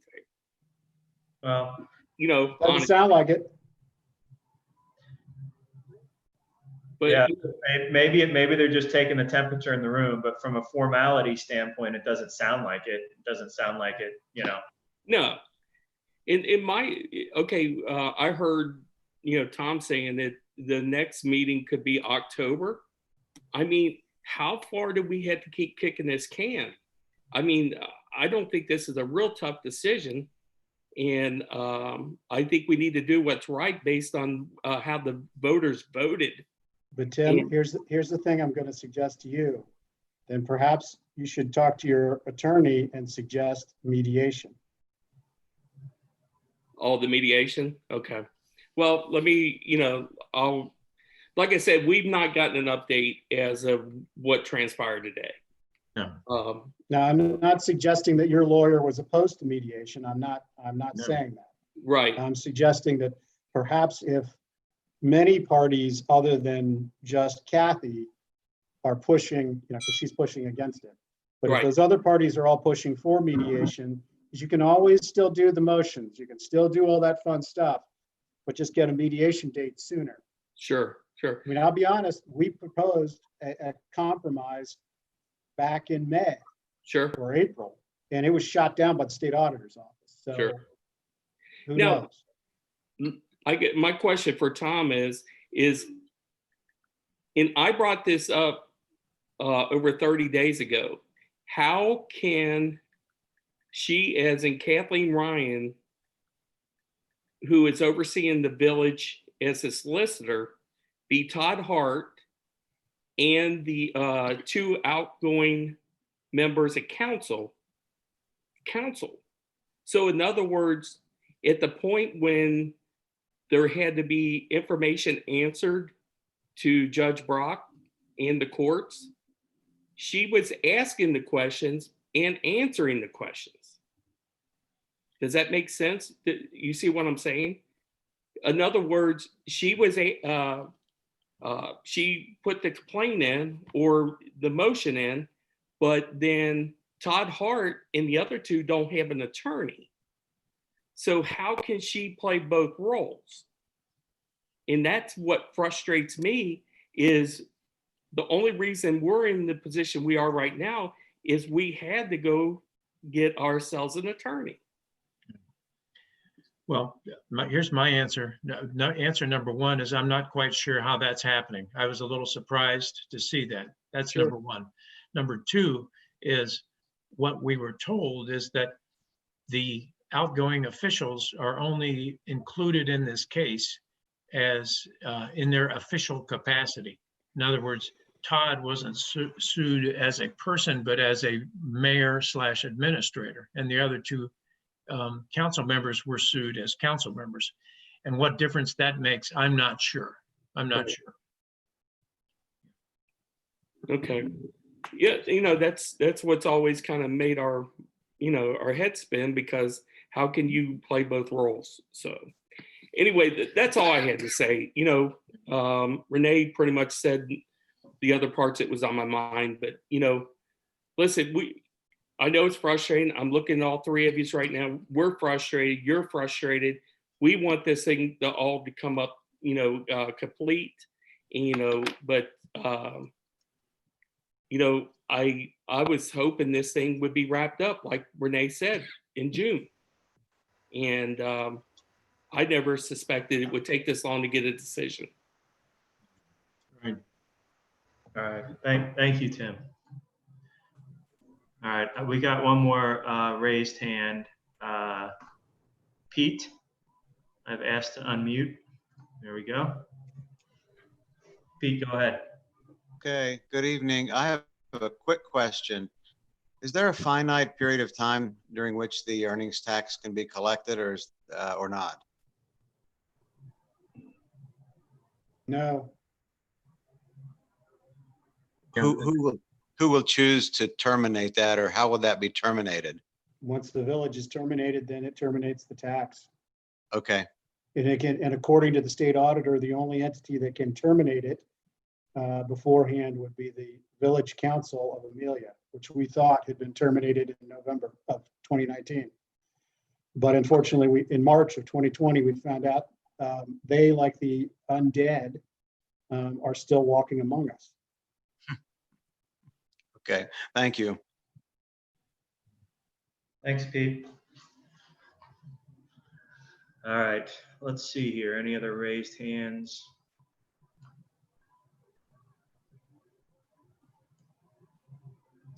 Okay.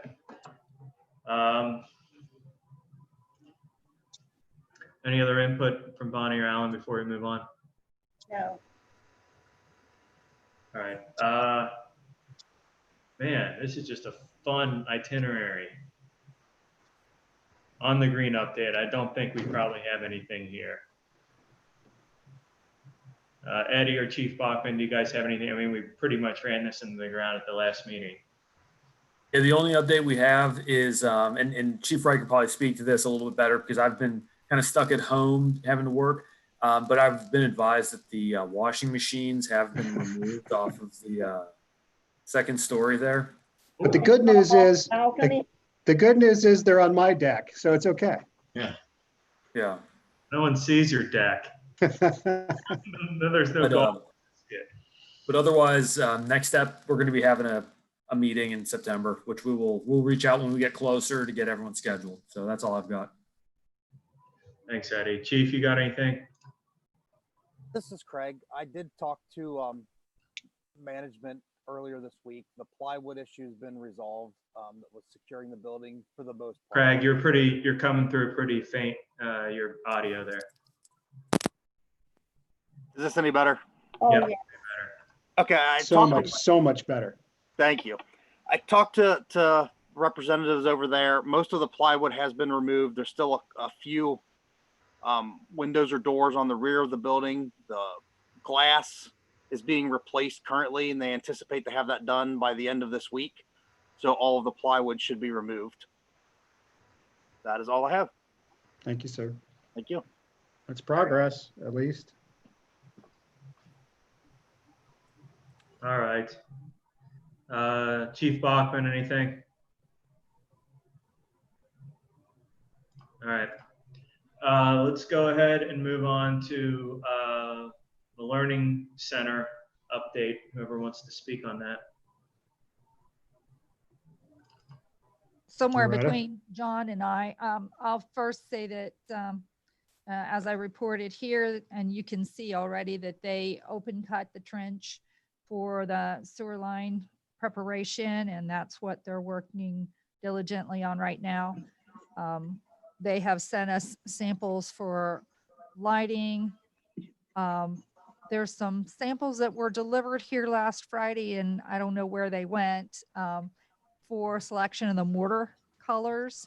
The stone's already been selected, and there's also stone caps that need color selection. So that's a couple other items, and I've just been sending that information to our Parks Committee representatives, and I presume that whatever they're happy with, we're happy with. All right, John, you have anything to add? Not a whole lot. I mean, they got the footers poured, and then they got the walls, the block walls built up to the subgrade level, so that they can get the plumbing ran. And then hopefully they'll have that done in a few days and be on to pouring some concrete. All right. John, did you go over and are you going to put your handprint in the cement when that comes in? I'm hoping to. I think we all should go over and, put a body part in the cement. Oh, come on. Face imprint in there? What's that? Can we put your face imprint in there? Oh, Lord. If you ask, I will. There you go. You like the one post for when you were digging the dirt, when you were laying on the ground. You dare me enough, I'll do it. You know I will. Great addition to the Claremont County elected officials calendar. Yes. Save it for 2021. My kids thought it was a terrible thing, and they said their comment was, "There are just some things you can't unsee." That was my first thought when I saw it. Was like they're going to do so much crap for this. All right. All right. Pierce Parks Paths. Say that 5 times fast. No Pierce way. Parks Path, Pierce Parks Path, sorry. Meeting runs long, I start to lose focus, sorry. I was going to say, Alan, you're starting to lose it here. Loretta, you got Let me anything take on another that? nip here. Whatever's well- in that cup. So I don't know if John has heard anything from the county. It would be great, John, if you get a chance to reach out if they've not talked to us. They said sometime after the 4th of July holiday. So I would imagine by next week, hopefully we'll hear something if we don't by the end of this week. The piece of that I did want to mention is that when that project started, along with the construction of the learning center, we may need to close the playground and park. There's a question on the parks call the other night about whether we could maintain access to the trails. As far as John and I understand, the parking will be closed so that the use of the park will be discouraged, since the playground area won't necessarily be safe for use. And we will want to discourage traffic that will be involved, because we don't know what kind of construction equipment or what staging areas they're going to need. Obviously, we can't block the woods if someone parked across the street, but that would be a safety concern. I mean, that we wouldn't necessarily encourage use, but we wouldn't be able to absolutely block use of the trail. So, John, anything you can add or any information you have from the county? There will be, I mean, it's hard to see people on that equipment, and you can't have your head on a swivel all the time. You got to be watching what's going on in front of you. And I don't think that it would be a good idea for anybody to be in that park while they are working on that trail. There will be a lot of dump trucks running around and a lot of equipment. So, I think we should close it personally. I agree with you, John.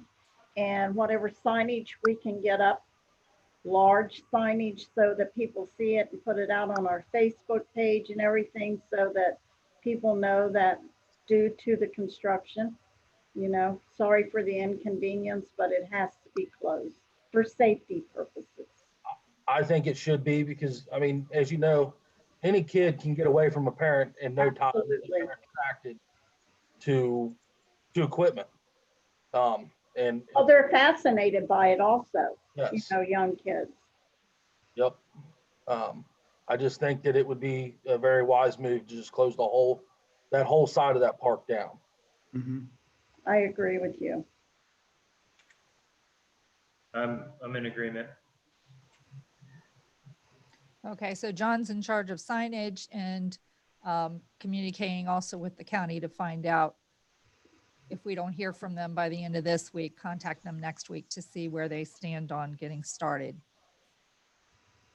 And do you have an update on the tennis and basketball courts? Yes, there was a little bit of an issue with the subcontractor they were using. Is I don't know what happened, but they are now doing it themselves. They are going to, as far as the prep work goes, they're going to do it themselves, where they were subbing it out to this guy. But they're having the Naira rep they buy their product from is coming down to do a demo for them while they do it, so that they can add that aspect to what they do now, and not have to go through somebody else anymore. They've kind of learned their lesson on this. The guy just stopped showing up and kind of lied to him all the time about what he was doing. And they've used him in the past. Were the trial coding run for these guys? Do we get a discount? No, but they will have a profession. They will have an experienced person there through their rep, through Naira. So he will actually, from the way it sounds like the Naira rep will be doing it and showing them guys along the way of how it's done. Okay. Just keep on trucking.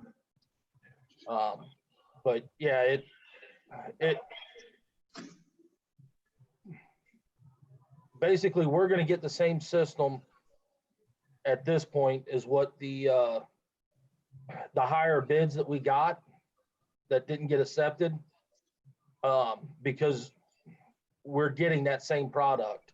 So we're actually getting a much better deal than what we had originally thought we were going to get. So. All right. Good news. Yeah. Thanks, Sean. Hey, Loretta, Yes. back to the trail realignment. How did we do on budget with that one? We're within about 2,000 right now before we find out if there's any change orders that we come across. But then when you add that and the Learning Center together, we still are a greater local match than we had originally budgeted. Mm-hmm. Because when the grant applications that you had written were done, Mm-hmm. both projects were talked about at the same time. So if there's any concerns with one, the scope of work is somewhat flexible on some items. But at this point, any additions will really come out of our pocket. Yeah, I've talked to a couple of entities that might be interested in donating, so I'll keep you posted. The history trail piece of it is one of those that would be really hopeful that we can move forward with. I'm still looking for more money.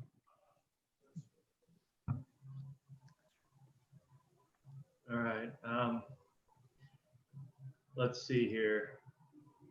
125 corridor study. Eddie or Loretta?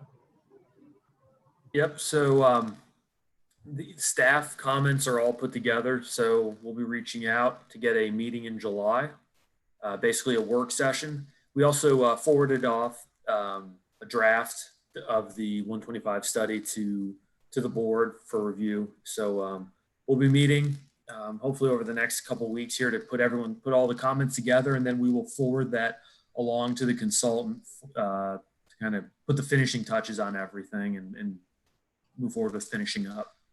And then the other part of that is proceeding with the Amelia, potentially the Amelia component. We have a draft survey as well put together. We're going to finish that up and then also hopefully consider that at the work session as well, have that as a discussion item, get that launched. And what the purpose of that is to further hone the scope of the overall Amelia study by launching a survey first, gathering some information, and hopefully getting a better idea as to which directions are going to be the most efficient ways to move forward, be most effective. So it would be good if we could talk about a date for a work session later in July. Everyone should have already received the initial draft of the first phase of the study. There is feedback that Eddie and I put together, and we're hoping to pull together everyone else's comments so that we can finalize the first phase and then launch the survey to work towards the second scope of work. Okay. Are we looking to hammer a date now for later in July or what? Yeah, there's only 3 weeks or so to plan for, so the sooner the better. I'm pretty flexible. We could wait maybe 2 weeks out. That gives Eddie a little more time to be sure that all the documents are prepared and answer any questions that you might have had if you haven't had a chance to do a very deep dive into it. You So you want wanna do the beginning of the week of the 27th or the end of the week of the 20th, somewhere in there? Yeah.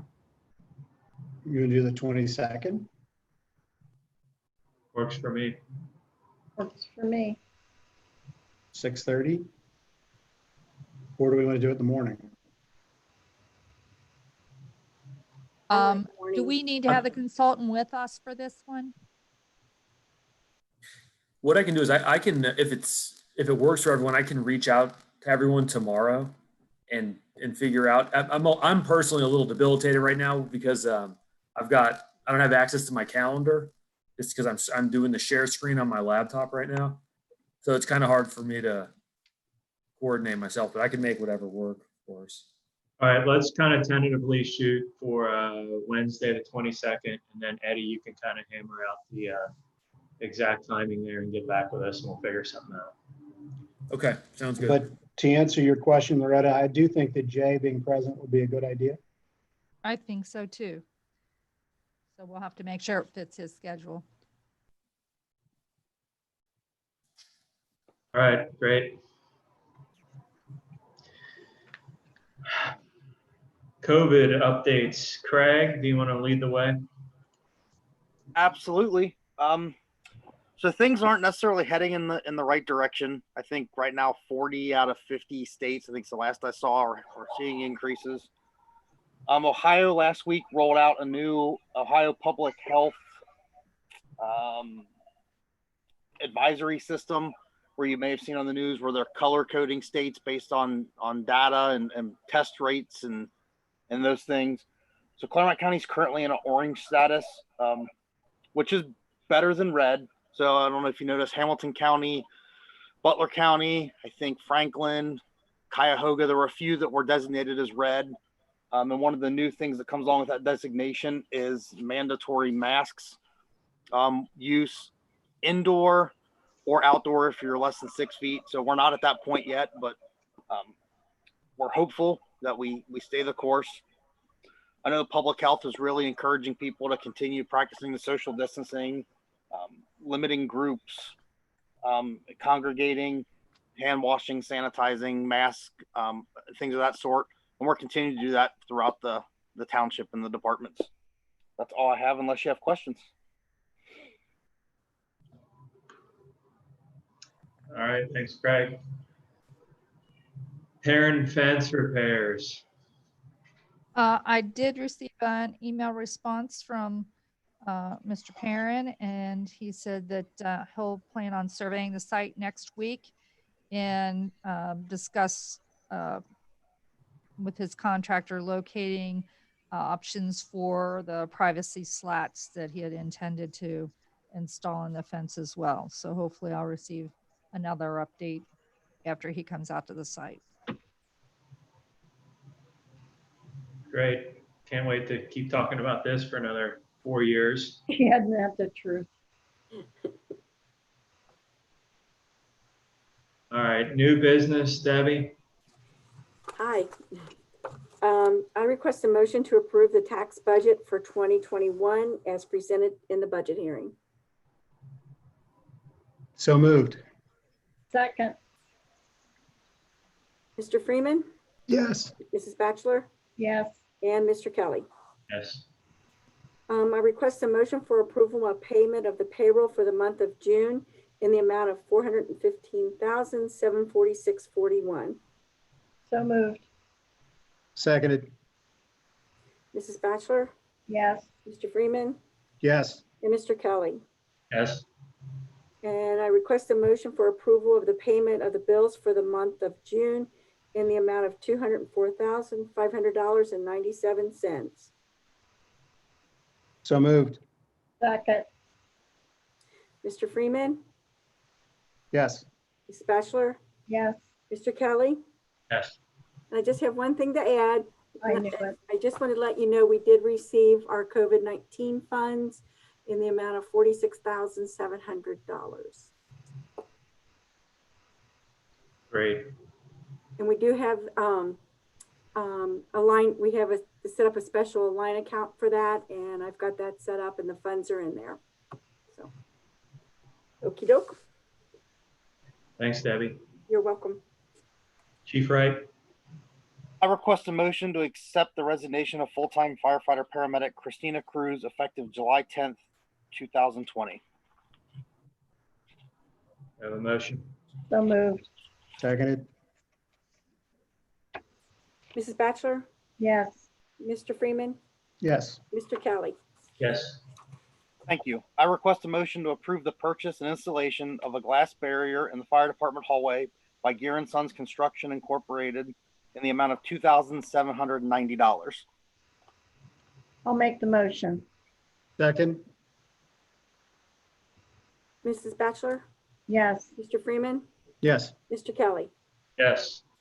Thank you. Greg, Yes, ma'am. Greg, can I ask you, did he give you an idea when he could get started? I know he's busy across the street, but He said he should be able to do it relatively quickly. Once the materials are there, he can send a couple people off from across the street and get it knocked out, and it shouldn't take him long at all. okay, I think this is a good move for the protection of everyone. I agree. Thank you. I request a motion to approve the sale of one set of turnout gear to Monroe Township in the amount of $2,474.40. No way. Make them pay like 3,000. Jeez, come on. Drive a hard bargain. Tell him why, Craig. It's actually Christina's gear. When we order it, it is fit for that person, and Christina is unique in size. I mean, she's very, very tall and very petite, and the Ooh, chance that's very nice. yeah, and the chances of us using it for somebody else is going to be very unlikely based on her size. So this is the actual cost of what the gear is, because it's only 4 months old. Greg, So moved.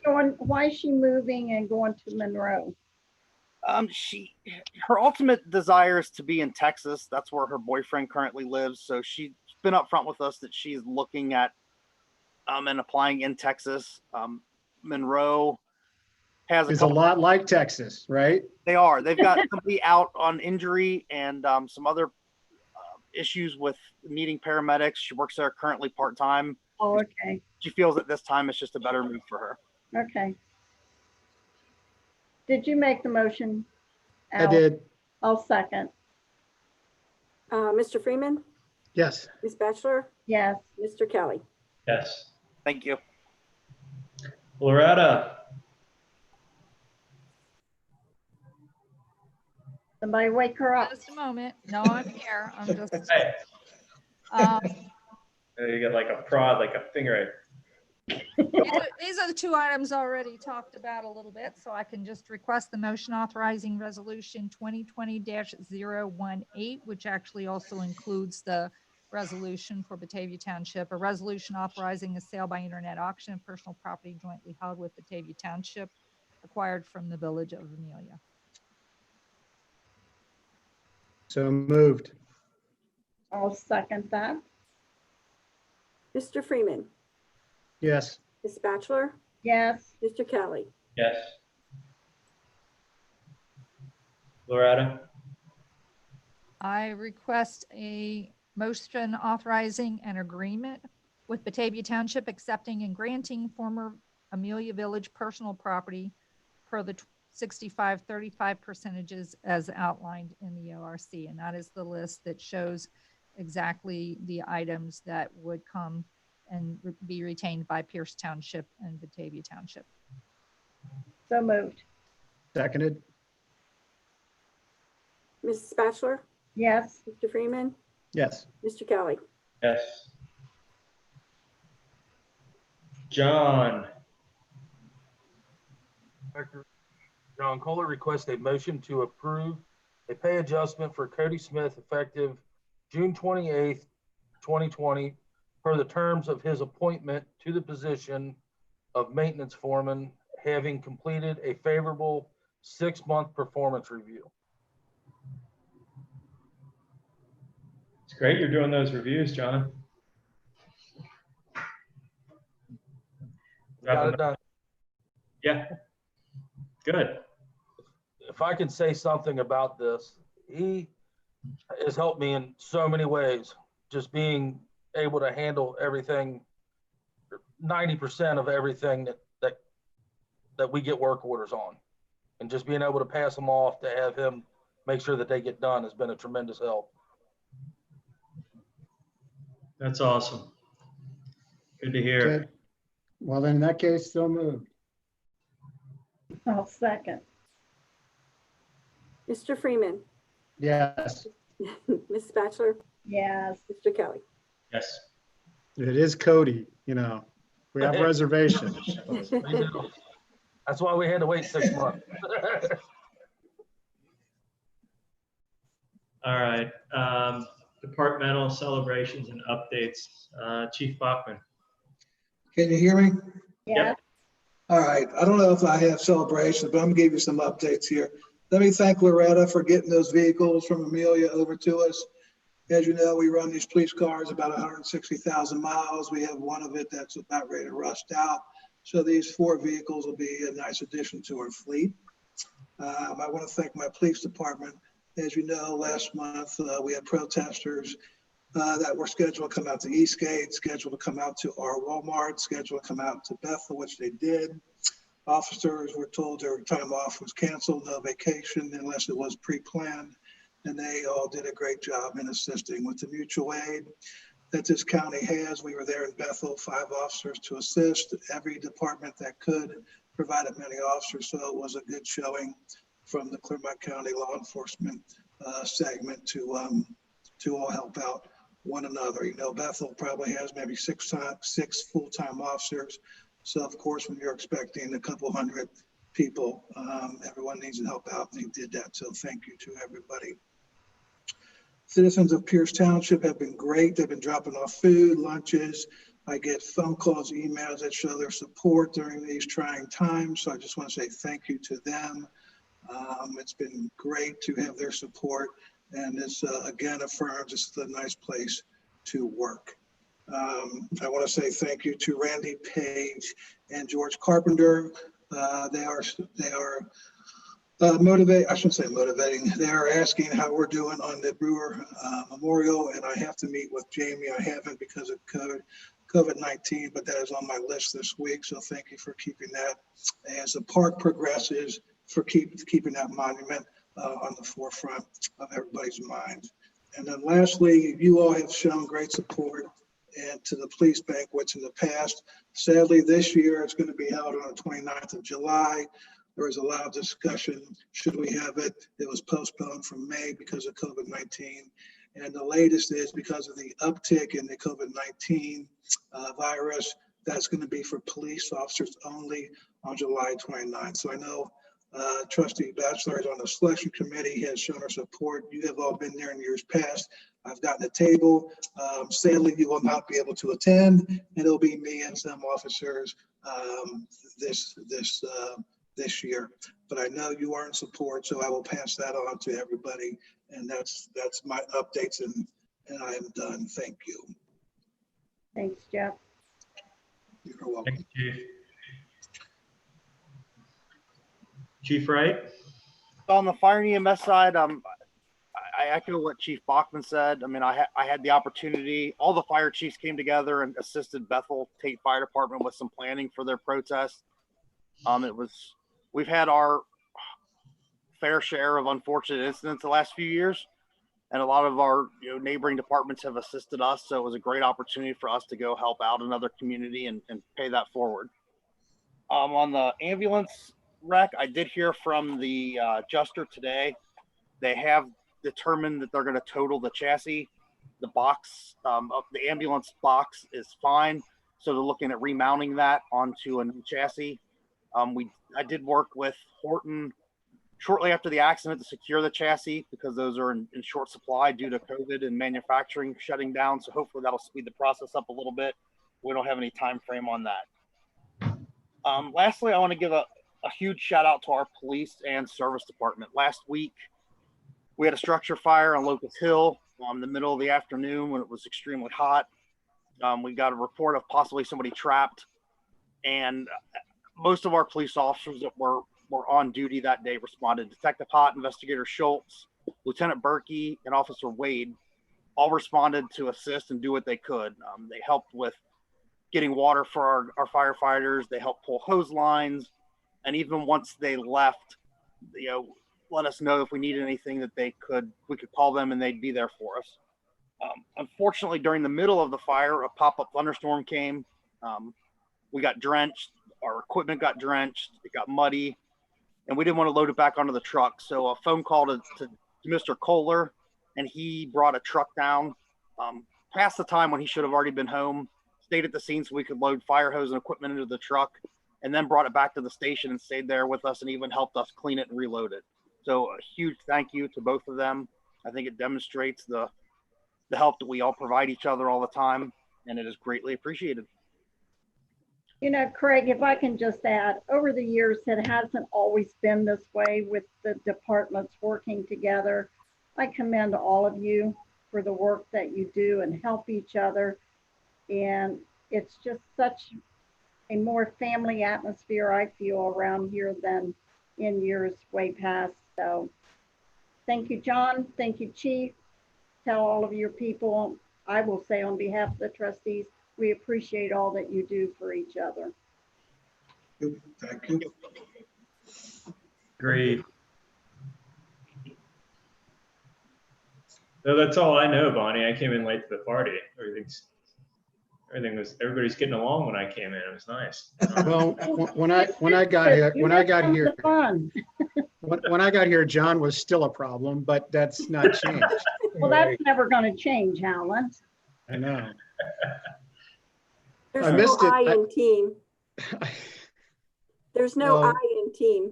Unless you speak Swahili or something, I'll bet you there is. Nope. They don't have eyes. They don't have eyes? No. And then we got Alan. Then we were way off the rails. Okay, planning and zoning and administration. Do we have everything listed here? We've pretty much gone over. Do you guys, Eddie or Loretta, you guys have anything else you want to talk about? Yeah, the corridor study stuff, we're good. The only thing I've got that's real substantive is the TR zoning district. So conceivably looking for a motion on this. I'll just give a brief rundown of kind of what this is, just like a refresher.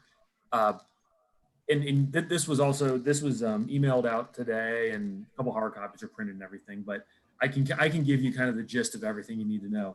So as everyone's aware, November 2019, Amelia dissolved. Their zoning regulations and everything went along with it. So moratorium was put in place and that sort of thing. The zoning commission at their February meeting recommended that as a result that we consider putting a moratorium on new development and so forth in the TR zoning district, which is the transitional residential. So they felt that perhaps it's not an appropriate classification anymore due to the dissolution. As a result, we brought that to your attention, and you asked for me to put together a little bit more information and give a recommendation as to whether or not we should put a moratorium and then study the matter further, and then maybe update the regulations and that sort of thing, determine if that's necessary. So the packet item that you received gives a little bit of a rundown of the transitional residential, some of the assessed values, the lot sizes, that sort of thing. The staff's main concern is that the district was created to be a transition in density from theoretically a more dense Amelia, and then not going from really small lots in Amelia to 20,000 square foot lots and larger right in the township. They were supposed to be kind of a transitional zone.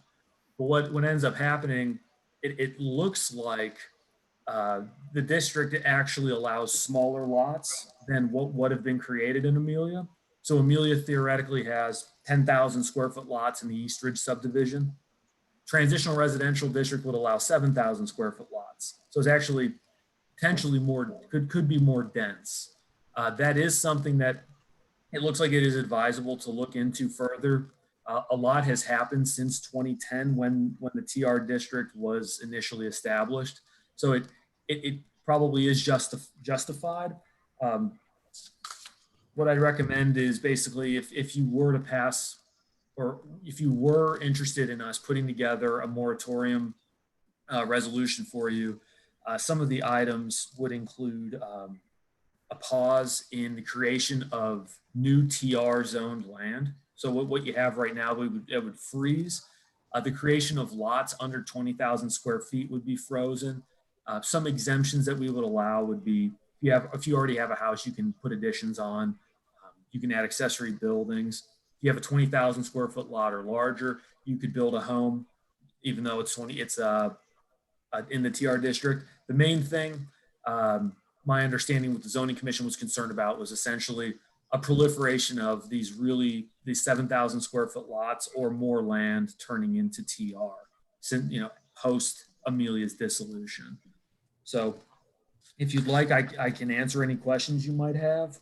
And if you do feel that you want to move forward with this, we can have a moratorium drafted for you with these various different options. Gives you some time to review this a little bit more if you so desire and ask some more questions.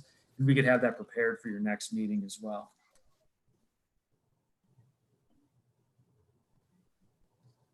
Hey, that sounds like a good idea. Okay. All right, Eddie, I don't know, what's the, I mean, I was listening, but what's the gist of it? I mean, we have the TR zoning, I get it. I looked into that. I know what it consists of. What are we putting a moratorium on? That zoning? You can't do anything within that zoning at the moment. You can't do anything additional that's, something substantial. Essentially, if it's something small, you can do it. If it's something big, you can't. Is that what we're talking about? Yeah, basically my recommendation, if you were, so what we want to do is if we do a moratorium, we want it to be the least restrictive possible, just the absolute most minimum that you would ever need to do. And the gist of it is basically prevent the creation of any more 7,000 square foot lots. The one way to think about it is the default lot size in the township is more or less 20,000 square feet. That's what our single family residential lot minimum is. That's kind of the vast majority of lots we have in the township are zoned single family residential. Transitional residential gives folks the ability to potentially build multifamily housing, multiple 7,000 square foot lots, and lots that are smaller than most of the traditional lots that you see even in Amelia. Amelia has a lot of lots that are a little bit larger than that. And main concern being, before we allow a potential big development in a TR district to run its course and come through, the idea is that Amelia's dissolution create an opportunity to re-review the necessity and the appropriateness of that TR district that allows for that sort of dense development around the former border of Amelia. And perhaps, that density might be more appropriate in Amelia. It might be very well appropriate in the location that the TR is presently. We just need to study it a little bit more. But it allows for a potential higher impact development than what you traditionally see in the rest of the community. And it was created as a result of, I think, development pressures, annexation pressures from Amelia. So, okay. All right. So Yep. currently, as it stands, if somebody wants to build with smaller lots inside the TR without a moratorium, they can go ahead and do that. Yeah, I got you. Well, I think putting a pause on that and, like you said, looking into it more and kind of rolling it into what we're going to be looking into anyhow with a more comprehensive land use plan makes a lot of sense. To me. All right. Anything else? Thanks, Eddie. So time-wise, again, Eddie, you're going to bring that to us and we'll be considering it, what, at our next board meeting or at the public hearing? So we could simultaneously have a separate, it's not going to require a public hearing. We could just have it on a standard meeting, but Okay. I could have it prepared for that so that we don't have to have another meeting a day later or that sort of thing. So we would have a similar circumstance like how we did today. We'd have like a little mini meeting and then the big public hearing, or the work session or public hearing, whichever day we want to kind of dovetail with. Now, we didn't set the public hearing yet. Will that occur before or after our actual official meeting in August? So the public where hearing, I'm headed with this, I'm not sure we want to let a lot of grass grow under our feet just in case somebody walks in with a site plan. You know what I mean?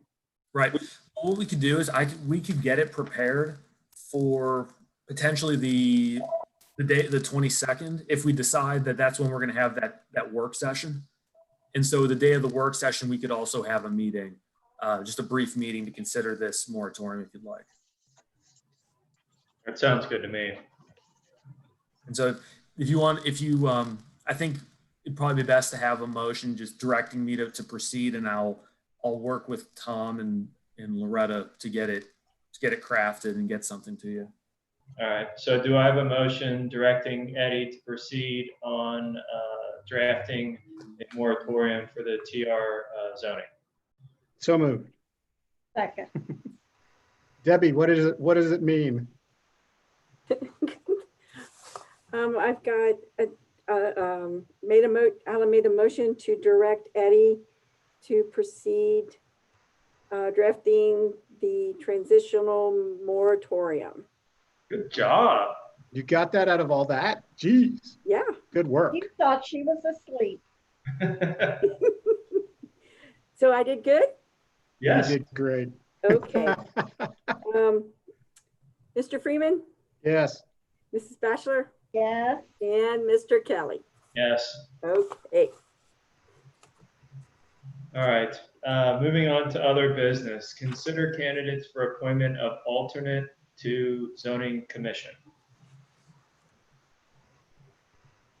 Yeah, so you received these as well. We sent over 5 applications that are of folks who were looking to be considered for the alternate position. The alternate position was created as a result of Ms. Freedy's moving into the full position.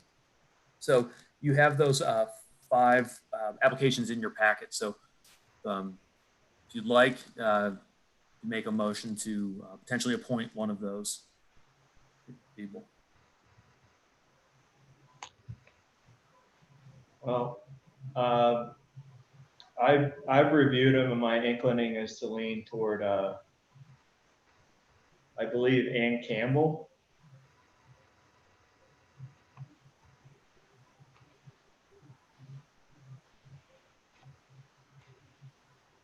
Or no, I'm sorry. I had the wrong email. I was going to say, she's not on there. I was looking at Wait a minute. to the parks thing. Sorry about that. I was confused. Well, you know who I leaned toward for the appointment of the parks thing. Cat's out of the bag. So moved. Sorry, I got to get the right email here.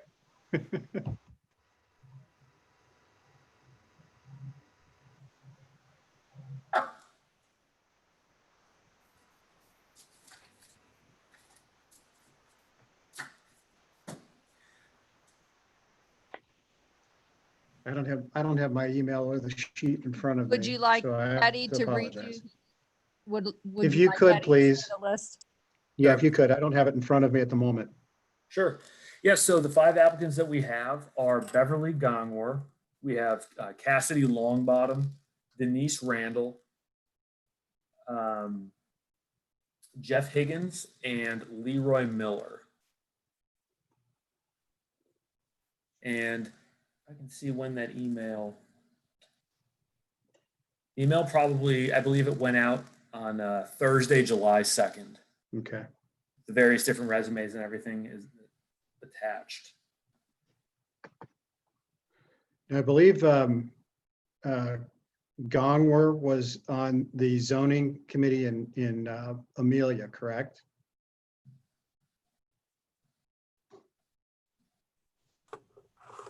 She's definitely on the HOA for the condominiums over there. Okay, okay.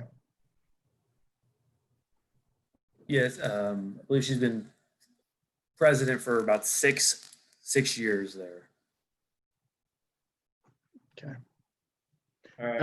I was leaning toward Gongwer, but Eddie, do we have any other info other than they submitted an application and all that? That's all I have. Yeah, so most of them, what we would consider is the questionnaire, which is pretty comprehensive. And then we also request a resume and a letter of interest. If we don't receive one of those items, we send an email out and contact them and let them know, hey, please go ahead and submit your resume or a letter if you can.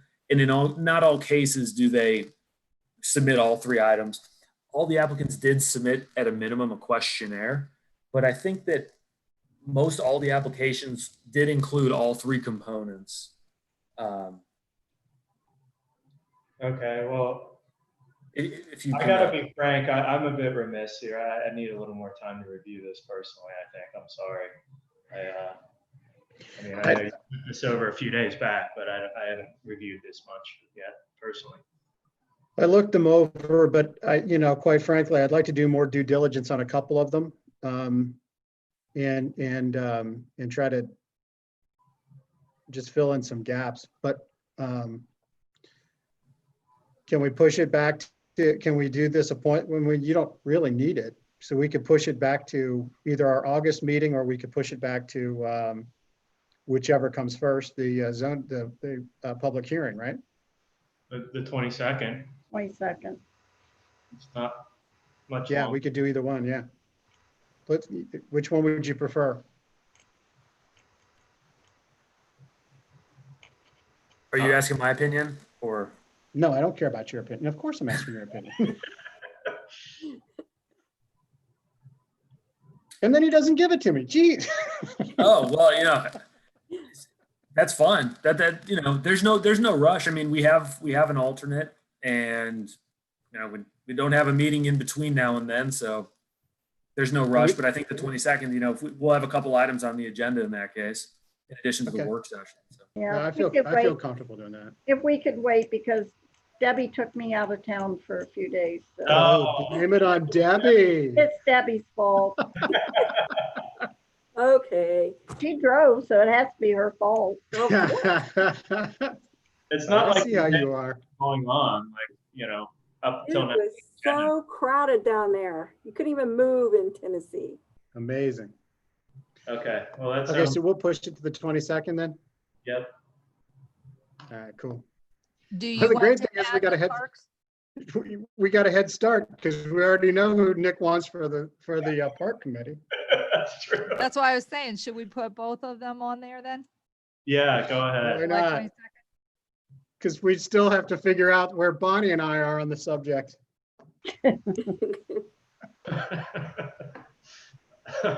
All right. Salute to Leaders event, 13th.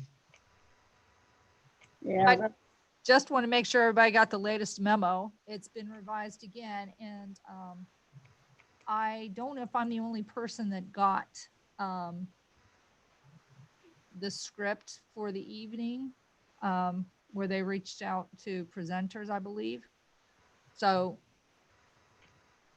I'll just forward this in case it didn't go to all of you. I believe that they had emails for each person who was originally registered, but this message just came about 5 o'clock tonight. Okay. Well, are they still doing the limited participation thing or what? Yes, it's the procedures for the evening, how they're going to sanitize the microphones in between, and they need to know who's going to actually be the presenter designated for that evening. All right. Well, we're not invited, right? Isn't it only people who get the award and whoever else? They are having the presenters and the recipients report to the Oasis between 4:45 and 5 p.m. So who are the presenters? What does this mean? Yeah, you. Yeah, we're gonna get you You. fitted with a hazmat suit. You can go right on in. That would be you, Nick. That's fine. Give me a roll of plastic and some duct tape and I'll be good. We'll bubble wrap you. There are so Get the many pop jokes the I want to bubbles say out. right now. Oh, Next on, man. Alan. I I'm just stopping. forwarded what they sent. You pass on that, Alan. I've passed on quite a few tonight. Where I'm are you? gone. You I disappeared. disappeared. Get back here. All right. So Loretta, who is the presenter for us? What's the deal? Well, usually it's the chair of the trustees, whoever Okay. that is. And that's you. That's Well, you. I thought you refunded my 35. The last time I heard, I gave you. I had to pay Debbie back the 35 bucks, and you said I put it back in your box because they're not feeding you. You just go in and get the picture taken. You just get to go stop talk. at McDonald's on the way, Nick. You have to buy, what you have to do is you have to buy dinner for the recipient. So George, what do you want for dinner? Man, this is a whole. A Whopper. All right. Well, I'll put it back on my calendar. Yeah, it'll be quick though. That's famous last words. They say you can either be refunded or you could donate to the nonprofit chamber foundation, I think. I can just see it now. Nick will get up there and he's supposed to talk for 2 minutes and introduce George and hand him his plaque. And he'll say, but you know what? On another front, I'd like to talk about, and then it's a 2-hour stem winder from Nick. Yeah. It'll be like a Trump rally. Actually, I'm not sure our honoree will be in attendance. I believe he's on this call. You're going to talk to yourself, Nick. I'm used to that. That's fine. That's what I do. It'll be like a soap opera. It'll be like a soap opera. And standing in for George tonight will be Nick Kelly, playing himself and George. All right. Well, yeah, okay. Well, I'll attend. This is what happens in meetings. We're pushing 9 o'clock. It's whatever Alan's had in that jug that he's been drinking has livened him up a little bit. That's true. A little moonshine, that's all. All right. Okay, let's open the floor one more time for public comment. Eddie, go over how to raise your hand real quick. We'll make sure we don't have anybody else, and then we'll move to adjourn here. Alrighty, you're on the computer. You want to press raise hand on the participant panel. And if you're on the phone, please press *9, raise your hand. All right, thanks, Eddie. I kind of like your there's like a late night DJ voice there. I know. If you're on the phone. No problem. There's no where that came from. Guys, if you get a chance, I do need signatures from you on some resolutions. For the one with Batavia, I do need all your signatures on that. And Nick, I need yours on minutes and stuff and all that good stuff. Okay. I'll get in. Okay. Alan, I need Yes, your ma'am. I do not wish to be tracked down by you. Okay. I won't be in right away in the morning, but I will be here in the afternoon. Okay. All right. Well, I'm not seeing any other raised hands. If there's nothing else, do I have a motion to adjourn? So moved. Seconded. Mrs. Batchelor? Yes. Mr. Freeman? Yes. Mr. Kelly? Yes. Okay, thank you. All right. All Good right. night, John Boy. Good night. Good night, all. Good night. Good night. Thank And you. we're, Good night. and now, hey, Eddie. Is he already gone? No, He I'm can't still be here with gone. Eddie, can you talk us out with one of those cool DJ voices? Yeah. Listen, all you cool cats. I'm home safely now. And go Brewers. All right, we're out. Hey, I love it. I'll track you down, Alan. Good night. Good night. Good night.